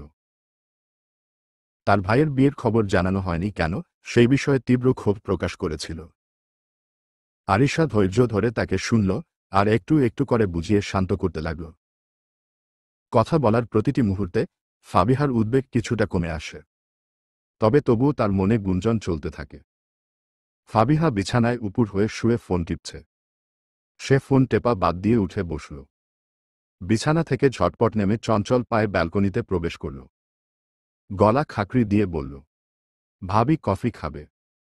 মীরাত দৃষ্টি ফিরিয়ে অন্ধকারেই অনুমান করে ফাবিহার দিকে তাকায়। সে বলে, নিয়ে আসো। দুজন কফি খেতে খেতে আড্ডা দেওয়া যাবে। ওকে ভাবি। কথাটি বলেই ফাবিহা অন্ধকারেই দৌড়ে গেল কিচেনে। মীরাত হাসল। ফাবিহা মেয়েটা ভীষণ মিষ্টি ধাঁচের। এই তো একটু আগেও তার ওপর রেগেছিল, কিন্তু এখন নেই। আজ সকালেও মীরাত আপু বলছিল, অথচ এখন ভাবি বলা শুরু করে দিয়েছে। নতুন সম্বোধন মীরাতকে লজ্জায় ফেলে দিচ্ছে। সে নিজেকে অতি কষ্টে স্বাভাবিক রাখছে। মীরাত আবারও তাকায় অদূরে। কারো পায়ের শব্দ পেয়ে মীরাত ভাবে ফাবিহা এসেছে। তবে অপরিচিত সুগন্ধির গন্ধ তার নাকে প্রবেশ করল। তা পাত্তা না দিয়ে অদূরে বিভীষিকাময় শহরের দালানগুলোর দিকে তাকিয়ে বলল, ননদিনী দেখছি খুব ফাস্ট।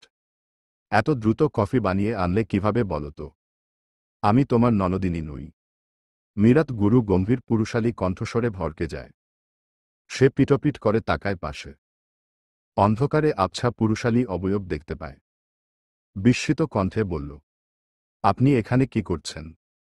আহিয়াত কাঠখোট্টা কণ্ঠে উত্তর দেয়, আমার বাড়ি যেখানে ইচ্ছে সেখানে যাব। মীরাত মুখ গোমরা করে বলে, তাও ঠিক। তুমি নিশ্চয়ই জানো আগামীকাল জেনি আসবে। হ্যাঁ জানি। ওর থেকে সাবধানে থাকবে। কেন? কারণ ও ভীষণ রাগী আর জেদি মেয়ে। সবকিছু ক্লিয়ার করার পর ও নিশ্চয়ই স্বাভাবিক থাকবে না। তোমার ক্ষতি করার চেষ্টা করতে পারে। আপনার মতো রাগী নয় অন্তত। যে রেগেমেগে সবার সামনে মারবে আমায়। মীরাতের তেয়ারা কথায় আহিয়াত বুকে হাত দিয়ে দাঁড়ায়। অতি স্বাভাবিক কণ্ঠে বলে উঠল, তুমি আমায় কথা শোনাচ্ছ? মীরাত মেকি হেসে বলে, অত সাহস আছে নাকি আমার যে আপনাকে কথা শোনাব? আহিয়াত অন্ধকারের আড়ালে মীরাতের দিকে মোহাবিষ্ট চোখে তাকিয়ে রইল। ওই মুহূর্তেই তার সমস্ত অনুভূতি বন্দী হয়ে গেল। মীরাত আহিয়াদের দৃষ্টি অনুভব করল, কিন্তু সে একবারও চোখ ঘোরাল না।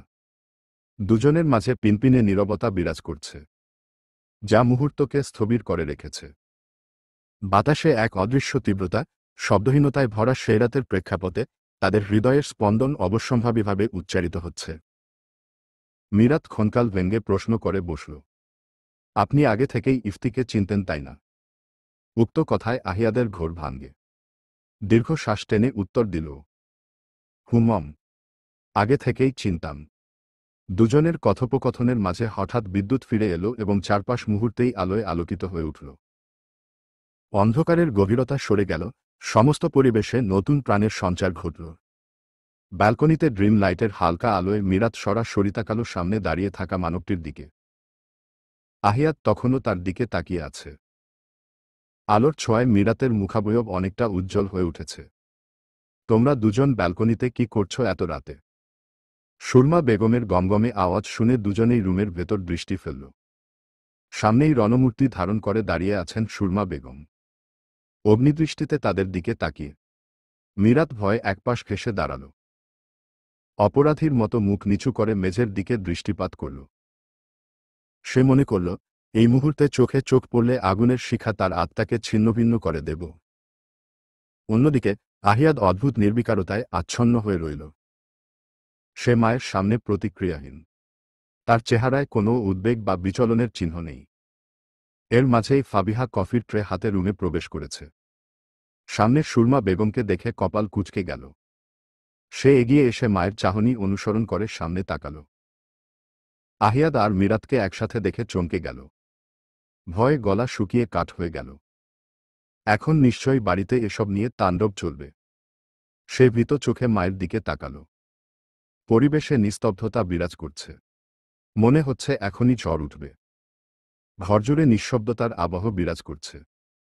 সময়ের সাথে থমকে গেছে এই ছোট্ট কক্ষের চার দেয়ালের মধ্যে। ফাবিহার রুম এখন নিস্তব্ধতার আশ্রয়স্থল সকলের কাছে। কারো মুখে কোনো শব্দ নেই। ফাবিহা এক কোণে ভীত সন্ত্রস্ত হয়ে দাঁড়িয়ে আছে, তার সারা শরীর জুড়ে ভয় স্পষ্ট। হাত দুটো বুকে আঁকড়ে ধরে নিজেকে আরও অশান্ত করে তুলেছে। মিরাত বিছানার কিনারে বসে আছে। তার দৃষ্টি মেঝের দিকে নিবন্ধ, কিন্তু অশ্রুসিক্ত নয়নের কারণে সে কিছুই দেখতে পাচ্ছে না। সব ঘোলাটে। তার চোখে মুখে ফুটে উঠেছে গভীর আতঙ্ক। অদৃশ্য ভয়ে তার কণ্ঠ শুকিয়ে এসেছে। মাথা তুলে তাকানোর সাহসও যেন হারিয়ে ফেলেছে সে। চারপাশের নীরবতা তার মনের শূন্যতাকে আরও গভীর করে তুলছে। আহিয়াত সুরমা বেগমের সামনে দৃঢ় ভঙ্গিতে দাঁড়িয়ে আছে। তার চোখে আত্মবিশ্বাস আর মুখে একরকম নির্লিপ্ততার ছাপ। মা ছেলের দৃষ্টি কিছু মুহূর্তের জন্য মিলিত হয়। দুজনের মধ্যে কোথাও নীরব মনমালিন্য চলছে। সুরমা বেগমের দৃষ্টি কঠোর, তবে তাতে মায়াও লুকিয়ে আছে। তিনি নীরব ভঙ্গিতে ছেলের দিকে তাকিয়ে আছেন। আজকাল তোমায় বড্ড বেশি অচেনা লাগছে আহিয়াদ। কখনো তো তুমি এমন অদ্ভুত আচরণ করনি, তবে এখন কেন করছো? সুরমা বেগমের সরাসরি প্রশ্নে হেলদোল দেখা দিল না আহিয়াদের মাঝে। সে নির্লিপ্ততা ভঙ্গিতে দাঁড়িয়ে আছে। ফাবিহা কিছুটা আমতা আমতা করে বলে উঠল, আসলে মা, তুমি যেমন ভাবছ তেমন কিছু নয় আসলে ভাই। একদম চুপ। তোমায় আমাদের মাঝে কথা বলার অনুমতি দেইনি আমি। সুরমা বেগমের ধমকে ফাবিহা মাথা নিচু করে চুপ করে রইল। আহিয়াত শান্ত কণ্ঠে বলে উঠল, মা, আমি তোমায় এক্সপ্লেইন করছি বিষয়টা। সুরমা বেগম ছেলের দিকে তাকিয়ে তীক্ষ্ণ দৃষ্টি ফেলে বলল, এক্সপ্লেইন করো মাই সান। এতক্ষণ তো তোমার কথা শোনার জন্য অপেক্ষা করছি। মিরাতের ভেজা চোখ ধীরে ধীরে উঠল আহিয়াদের দিকে। তার দৃষ্টিতে জমে থাকা ভয় আর অসহায়তার আভা ঘরের নিস্তব্ধতাকে আরও ভারী করে তুলল। সেই চোখের গভীরে ছিল অস্ফুট আরতি, একান্ত নির্ভরতার আকুতি। আহিয়াদও ঠিক সেই মুহূর্তে মিরাতের দিকে তাকাল। তাদের দৃষ্টির সংযোগে কিছু একটা নীরব ভাষায় ছড়িয়ে পড়ল অসমাপ্ত কথোপকথনের প্রতিধ্বনি। মিরাতের চোখে ফুটে ওঠা আতঙ্কের ছবি আহিয়াদকে স্পষ্ট করে বুঝিয়ে দিল মেয়েটির মনের অবস্থা। কিন্তু আহিয়াদের মুখে কোনো ভ্রুক্ষেপ নেই। তার দৃষ্টিতে ছিল দৃঢ়তার অদ্ভেদ প্রাচীর। চোখ ফিরিয়ে সে সোজা তাকাল মায়ের দিকে। গভীর শ্বাস টেনে নিজের ভিতর জমে থাকা অস্থিরতা আর উদ্বেগকে দমিয়ে রাখল নিজের মাঝে। ঘরের নিস্তব্ধতায় আহিয়াদের নির্ভীকতা ঝড়ের মাঝে অনড় বৃক্ষ। আহিয়াদ তার চাহনি দিয়ে মিরাতকে বলতে চেয়েছে, তোমার এই ভয়, এই শঙ্কা, সবকিছু সামলানোর দায়িত্ব আমার। আমি জানি তুমি আমায় খুব ভালোবাসো। এটাও জানি তুমি ছেলে হিসেবে আমায় অনেক ভালোভাবে বড় করেছ মা। আমি ছোটবেলা থেকে আজ পর্যন্ত তেমন কোনো কিছু গোপন করিনি। কিন্তু এই প্রথম একটা কথা গোপন করেছি। কথাটা গোপন করার অনেক রিজন ছিল, তবে এই গোপনীয়তা দীর্ঘ হতো না। আগামীকাল সবাইকে জানিয়ে দিতাম। কিন্তু সুরমা বেগম আতঙ্কিত হয়ে বলে উঠলেন, এসবের মাঝে এই কথা কেন বলছ? তুমি কোনো ক্রাইম করনি তো?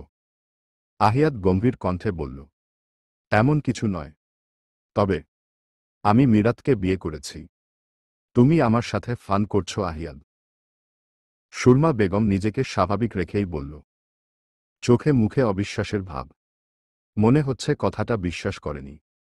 আহিয়াত সিরিয়াস ভাব নিয়ে উত্তর দিল, ফান নয়, সত্যি বলছি। নানাজানের বাড়িতে আমার আর মিরাতের আকদ হয়েছে। আমরা এখন লিগ্যালি ম্যারেড কাপল। তুমি এটা করতে পারো না আহিয়াত। তুমি কি ভুলে গেছো জেনি তোমার বাগদত্তা? এটা তুমি কি করলে? সুরমা বেগম অবিশ্বাসে চোখ বড় করে ছেলের দিকে তাকিয়ে আছেন। তার মুখে হতবাক হওয়ার ছাপ স্পষ্ট। নিজের কানে শোনা কথাটাও বিশ্বাস করতে পারছেন না। আহিয়াত বিয়ে করেছে, এই সত্যটা তার মস্তিষ্কে বজ্রাঘাতের মতো আঘাত হানল। সবকিছু এলোমেলো হয়ে যাচ্ছে তার মনে। কিভাবে তিনি এখন জেনির পরিবারকে মুখ দেখাবেন? এতদিনের সম্পর্ক, এত পরিকল্পনা, সবকিছু মুহূর্তেই ভেঙে চুরমার হয়ে গেছে। তার মাথার ভেতর জটিল চিন্তাগুলো এমনভাবে ঘূর্ণি তুলছে যে তিনি নিজের ভারসাম্যই হারিয়ে ফেললেন। দেহটা ঝুঁকে আসতে লাগল। মনে হচ্ছে যে কোনো মুহূর্তে মাটিতে লুটিয়ে পড়বেন। এই দৃশ্য দেখে ফাবিহা দৌড়ে এসে মাকে জড়িয়ে ধরল। আহিয়াদও এক পা এগিয়ে ধরতে গেল, কিন্তু সুরমা বেগম কঠিন ভঙ্গিতে হাত উঠিয়ে তাকে থামিয়ে দিলেন। তার ঠোঁট কাঁপছে। গলা থেকে বেরিয়ে এল আক্ষেপে ভরা কণ্ঠস্বর, তুমি এটা ঠিক করনি আহিয়াদ। তুমি আমাদের এভাবে ঠকালে, জেনিকে ঠকালে। যদি জেনিকে এতটাই অপছন্দ ছিল, তাহলে এতদিন চুপ ছিলে কেন? কেন এখন হঠাৎ গোপনে বিয়ে করে এনেছ? আর কি কি লুকিয়ে রেখেছ আমাদের থেকে? বলো তো আহিয়াদ, আর কি লুকিয়েছ? সুরমা বেগমের গলায় অভিমান আর ক্ষোভ মিশে আছে। চোখের পানি আর ভেজা কণ্ঠ তার কথাগুলোর ভারী ভাব আরও বাড়িয়ে তুলছে। ঘরের বাতাস হঠাৎ আরও ভারী হয়ে উঠল। আহিয়াত তার মায়ের দিকে তাকিয়ে রইল, চোখে দৃঢ়তা, কিন্তু মনের এক কোণে অপরাধবোধ লুকিয়ে আছে। সুরমা বেগমের কথায় আহিয়াত থমকে যায়। সে দু হাত নামিয়ে নেয়। উদ্গ্রীব হয়ে বলে উঠল, তুমি আমায় ভুল বুঝছ মা। একবার পুরো ঘটনা শোনো, তারপর যা ইচ্ছা তাই বলো। তোমার একটা কোথাও শুনতে চাই না আমি। এখনই তোমার বাবাকে বলছি। এত উত্তেজিত হলে শরীর খারাপ করবে।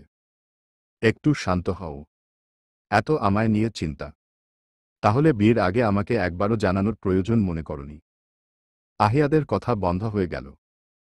আসলেই তো সে কাউকে কিছু বলেনি। ভুল তো তার হয়েছে। বিয়ের বিষয়টা আগেই জানানো উচিত ছিল বলে তার মনে হচ্ছে। মিরাত বিছানা থেকে উঠে দাঁড়ায়। নিভে যাওয়া কণ্ঠে অনুতাপ নিয়ে বলে উঠে, আন্টি আসলে উনার কোনো দোষ নেই। সবকিছু আমার কারণে হয়েছে। আমি আর আমার ছেলে কথা বলছি। আমাদের মাঝে বাহিরের কাউকে কথা বলার রাইট আমি কাউকে দেইনি। মিরাত সুরমা বেগমের কথাগুলো শুনে থমকে গেছে। তার হৃদয়ের ভেতর অদৃশ্য শুল বিঁধে গেল, যা কাঁপিয়ে দিয়েছে তার পুরো অস্তিত্বকে। চোখের কোণে জমে থাকা অশ্রু চুপচাপ গড়িয়ে পড়ল গাল বেয়ে কোনো শব্দ ছাড়াই। তার মনের গহীনে ঘুরপাক খেতে লাগলো একটি প্রশ্ন, সে কি সত্যিই বাহিরের মেয়ে? তার মাথার ভেতর ঘুরতে লাগল, হ্যাঁ, আমি তো বাহিরের মেয়ে। এই বাড়িতে আমি অতিথি মাত্র। তার শূন্য চোখে এক মুহূর্তের জন্য ভেসে উঠল নিজের অবস্থান। বড়লোক বাড়ির ছেলের জীবনে সে কি আসলেই জোরপূর্বক ঢুকে পড়েছে? ফাবিহার হাতে ভর করে দাঁড়িয়ে থাকা সুরমা বেগম হঠাৎই নিজেকে ছুটিয়ে নিলেন। ফাবিহার হাত থেকে নিজেকে মুক্ত করে ধীর পায়ে দরজার দিকে এগিয়ে গেলেন। মিরাতের দিকে একবারও না তাকিয়ে কঠিন, অনমনীয় ভঙ্গিতে দরজা পর্যন্ত পৌঁছালেন। কিন্তু বাইরে যাওয়ার ঠিক আগে হালকা পেছনে ফিরে ঘরের ভেতর তীক্ষ্ণ দৃষ্টিতে তাকালেন। অভিমানের চাপা স্বর নিয়ে বললেন, ফাবিহা, তোমার ভাই আর উই মেয়েকে বলো আমার সামনে যেন না আসে।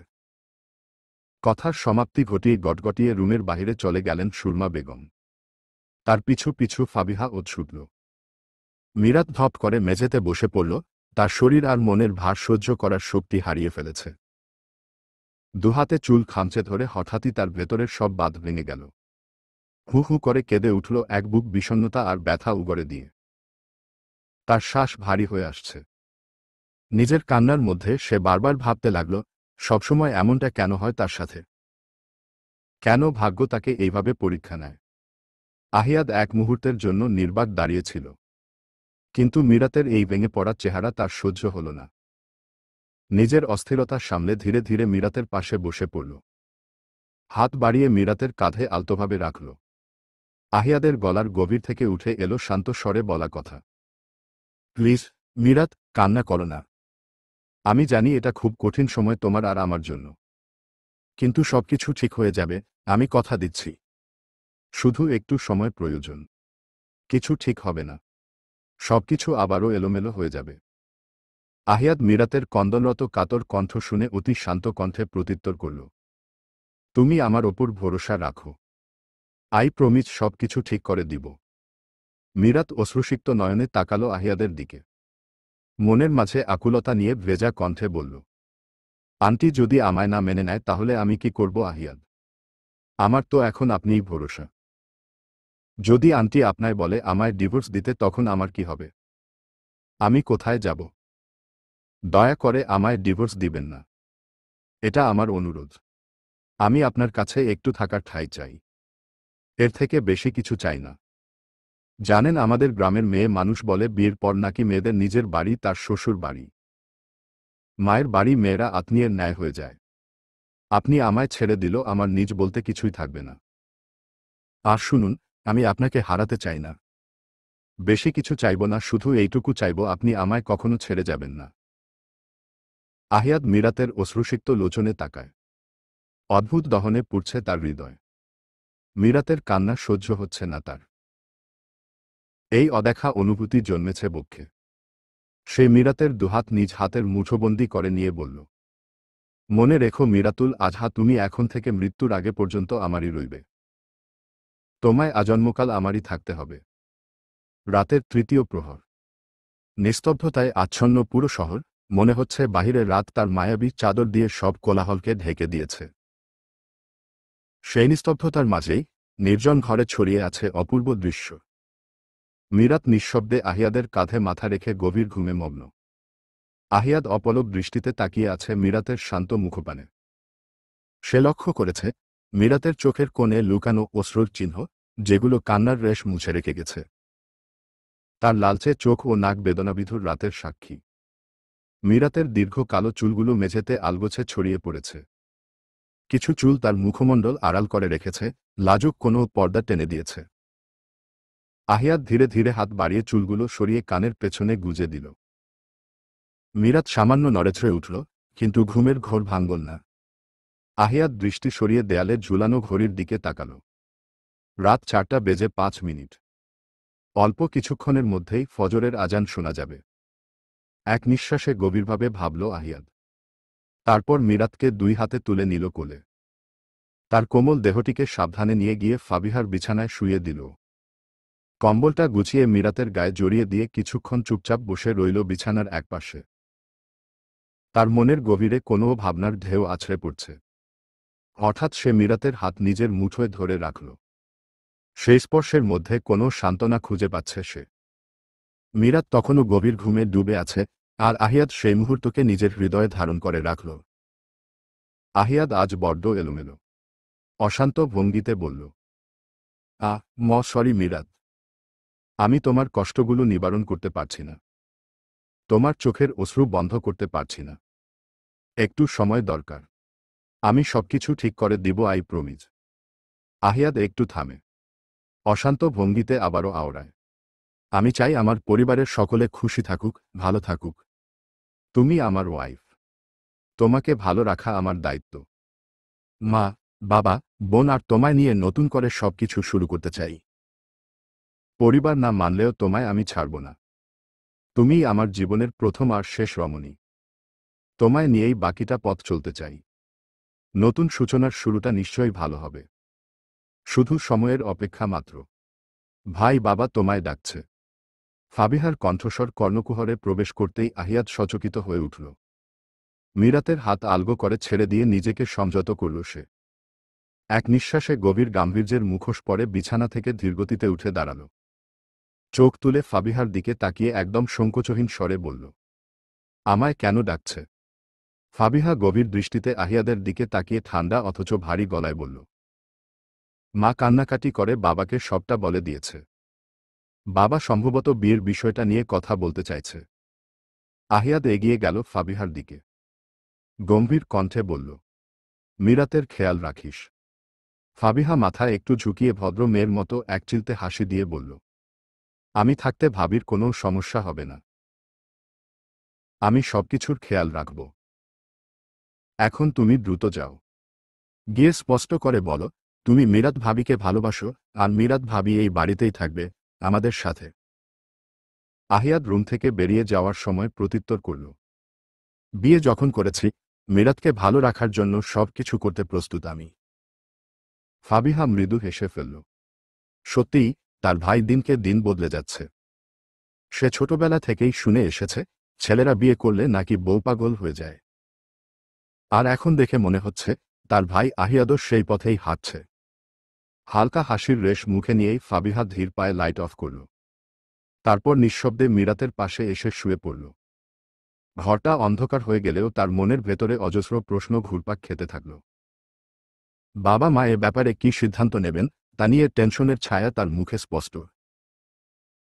কিন্তু সেই চিন্তাগুলো সত্ত্বেও মীরাতের শান্ত মুখের দিকে তাকিয়ে ফাবিহার মনে এক ধরনের আশার আলো জ্বলতে লাগল। তোমার ছেলে বিয়ে করে বউ নিয়ে এসেছে এই বাড়িতে, অথচ একবারও আমাদের জানানোর প্রয়োজন মনে করল না। আমরা কি এতটাই পর হয়ে গেলাম? আমারও ভাবতে অবাক লাগছে। আমার ছেলে কিনা হঠাৎ বিয়ে করে আনল। ওহ মাই গড! যে ছেলে বিয়ের নাম শুনলেই 10 হাত দূরে থাকে, সে কিনা বিয়ে করে ফেলেছে। জেনির সাথে তো বিয়েটা প্রায় ঠিকঠাক হয়ে গিয়েছিল। জেনিকে বিয়ে করলে আমরা একটুও আপত্তি করতাম না। কিন্তু এইভাবে হঠাৎ করে অন্য একটা মেয়েকে নিয়ে আসল। এখন জেনির বাবা মা যদি বিষয়টা জানতে পারে, কি বলবো আমরা? আর জেনি আহিয়াদ বিয়ে করেছে, এই খবর শুনে মেয়েটা কিভাবে সহ্য করবে? এসব ভেবেই মাথা গরম হয়ে যাচ্ছে। তৌহিদ সাহেব ঘরে বিছানার একপাশে বসে আছেন। তার মুখে চিন্তার গভীর ছাপ স্পষ্ট। আহিয়াদের আচরণ তাকে স্তব্ধ করে দিয়েছে। বুকের ভেতর জমে থাকা উদ্বেগ আর রাগ মিলেমিশে অদ্ভুত অস্থিরতা তৈরি করছে। তিনি থেমে থেমে দীর্ঘশ্বাস ফেলছেন। বিছানায় বসে সুরমা বেগম কান্নায় ভেঙে পড়েছেন। চোখের পানি থামার নাম নেই। তার বুকের ভেতর জমে থাকা কষ্টের ভার আর সহ্য করতে পারছেন না। কাপা গলায় বললেন, আমাদের এতটা অবহেলা করল আহিয়াদ। মা বাবা কি একেবারেই গুরুত্বহীন হয়ে গেল তার কাছে? তৌহিদ সাহেব সুরমার দিকে তাকিয়ে কিছুক্ষণ চুপ করে রইলেন। তার কষ্টটা আরও গভীর হয়ে উঠল স্ত্রীর এই প্রশ্নে। তিনি কিছু বলার চেষ্টা করলেন, কিন্তু নিজের ভেতরের অস্থিরতা ভাষায় প্রকাশ করতে পারলেন না। তাদের দুজনের মনে একই প্রশ্ন, এই সম্পর্ক তারা কিভাবে মেনে নেবেন? দরজা নক করার শব্দ পেয়ে তৌহিদ সাহেব গম্ভীর কণ্ঠে বললেন, ভেতরে এসো। আহিয়াদ ধীর পায়ে দরজা খুলে ভেতরে প্রবেশ করল। পা রাখতেই তার চোখ পড়ল মায়ের কষ্টে ভরা মুখ। সুরমা বেগমের কাঁদতে কাঁদতে শরীর কাঁপছে, আর তৌহিদ সাহেবের মুখে গভীর চিন্তা, শত প্রশ্নের উত্তর খুঁজে পাচ্ছেন না। এই দৃশ্য দেখতে পেয়ে আহিয়াদের বুকের ভেতর ভারী কিছু জমে উঠল। সে মুহূর্তের জন্য থেমে গেল, কিছু বলার আগে নিজের অনুভূতিগুলো সামলানোর চেষ্টা করল। তারপর ধীরে ধীরে কিছুটা আত্মবিশ্বাসের সঙ্গে তৌহিদ সাহেবের সামনে এসে দাঁড়াল। তৌহিদ সাহেব গম্ভীর কণ্ঠে বললেন, ডিভানে বসো। তোমার সাথে জরুরি কথা আছে। আহিয়াদ এক পা এগিয়ে ডিভানে গিয়ে বসে পড়ল। কিছুটা ভারী মনে হলেও সে নিজেকে শান্ত রাখতে চেষ্টা করছে। ডিভানে বসে নিজের কাঁধ সোজা করে ঠোঁট চেপে বাবার দিকে এক পলক তাকাল। তৌহিদ সাহেবের মুখশ্রী পুরোপুরি অস্বাভাবিক হয়ে উঠেছে, চোখে কোনো অনুভূতির ছাপ নেই, শুধু রয়েছে কঠিন নীরবতা। তার চোয়াল শক্ত হয়ে উঠেছে, আর গভীর দৃষ্টিতে আহিয়াদের দিকে তাকিয়ে আছে। তৌহিদ সাহেব কণ্ঠনালী থেকে বেরিয়ে আসা রাগ নিয়ন্ত্রণ করতে না পেরে তীব্র বিরক্তির সঙ্গে বললেন, তোমার বাবা মা মরে গেছে নাকি আহিয়াদ? নিজের মর্জি মতো যা খুশি তাই করে বেড়াচ্ছ, অথচ আমাদের বলার প্রয়োজন মনে করছ না। তৌহিদ সাহেবের কঠোর কণ্ঠস্বরে আহিয়াত কিছুটা চমকে ওঠে। সে নিজেকে শান্ত রেখে বলল, বাবা, সবকিছু বলার মতো পরিস্থিতি ছিল না। পরিস্থিতি কবে ঠিক হতো? 1, 2 নাকি 3 বছর পর? বাবা, আমি যে অবস্থায় বিয়ে করেছি সে অবস্থায় অন্য কেউ থাকলেও এমনটাই করত। আগে থেকেই যদি তোমার মিরাতকে ভালো লাগতো তাহলে জেনির সাথে যখন তোমার বিয়ে নিয়ে কথা চলছিল তখন আমাদের নিষেধ করনি কেন? আমি মিরাতকে পছন্দ করতাম না। আমাদের বিয়েটা পরিস্থিতির চাপে হয়েছে। সুরমা বেগমের কান্না বন্ধ হয়ে গিয়েছে আহিয়াদের কথা শুনে। তিনি ছেলের দিকে অদ্ভুত চোখে তাকিয়ে আছেন। তৌহিদ সাহেব সন্দিহান কণ্ঠে বললেন, সবকিছু এখনই আমাদের খুলে বলবে। আমি চাই না এটা নিয়ে আর কোনো বাজে সিন ক্রিয়েট হয়। আহিয়াদ এবার তার অভ্যন্তরীণ দ্বন্দ্ব আর আবেগের ভার মনের মধ্যে ধারণ করতে না পেরে সবকিছু খুলে বলল। প্রথম মিরাতের সাথে দেখা হওয়া থেকে শুরু করে ইফতির সাথে শপিং মলে আকস্মিক দেখা হওয়া, সবই একে একে সুরমা বেগম আর তৌহিদ সাহেবকে জানাল। সুরমা বেগম আর তৌহিদ সাহেব একে একে সব শুনে বিস্মিত হয়ে গেলেন। তাদের জন্য এটা বিশাল চমক। এত কিছু ঘটে গেছে, অথচ তারা কিছুই জানতেন না। তাদের মনের মধ্যে কোথাও শূন্যতা ভর করল। অবিশ্বাস ও আশ্চর্যের মিশ্রণ তাদের চোখে। তাদের কল্পনাতেও ছিল না যে তাদের ছেলে এত কিছু করে ফেলেছে, আর তারা কিছুই জানেনি। তৌহিদ সাহেব অবাকতার রেশ নিয়ে বললেন, এত কিছু ঘটে গেল, আমাদের বলার প্রয়োজন মনে করনি।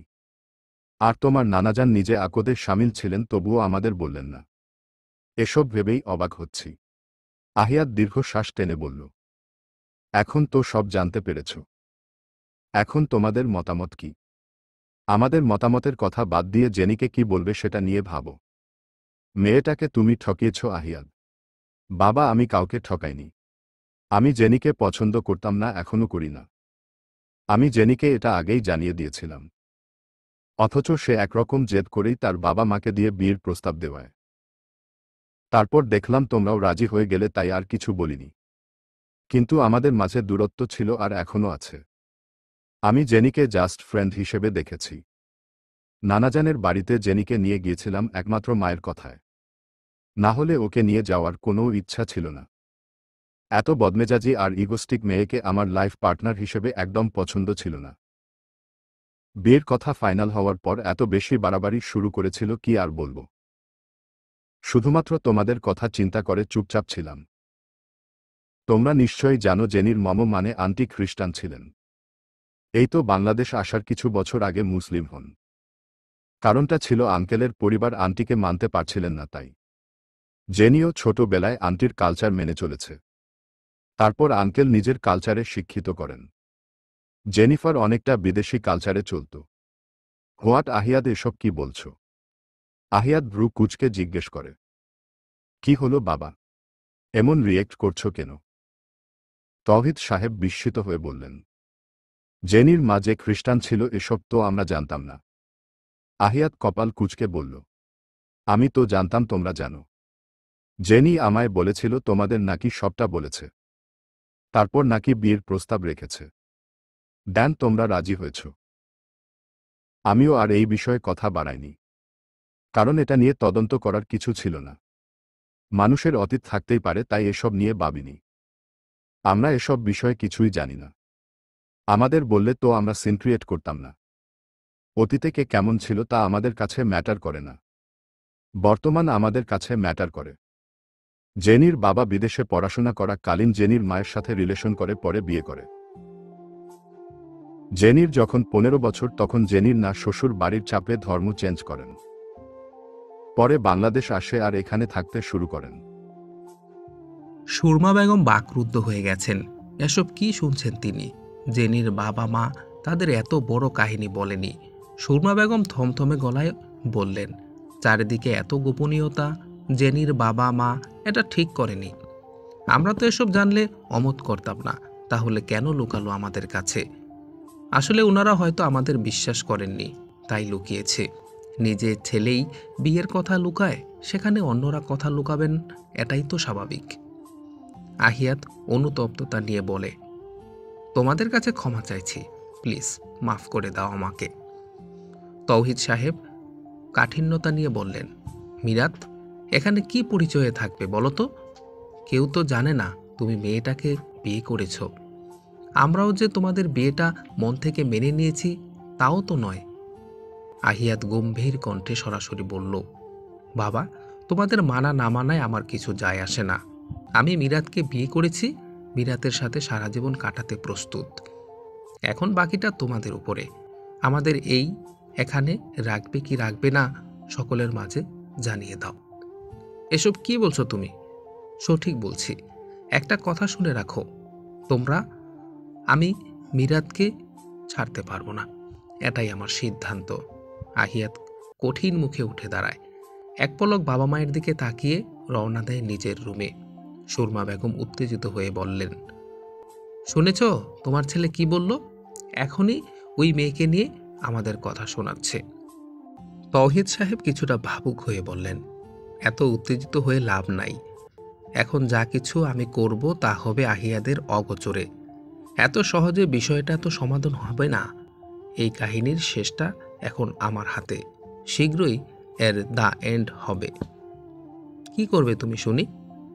Wait wait, just wait and watch. চলবে ইনশাআল্লাহ।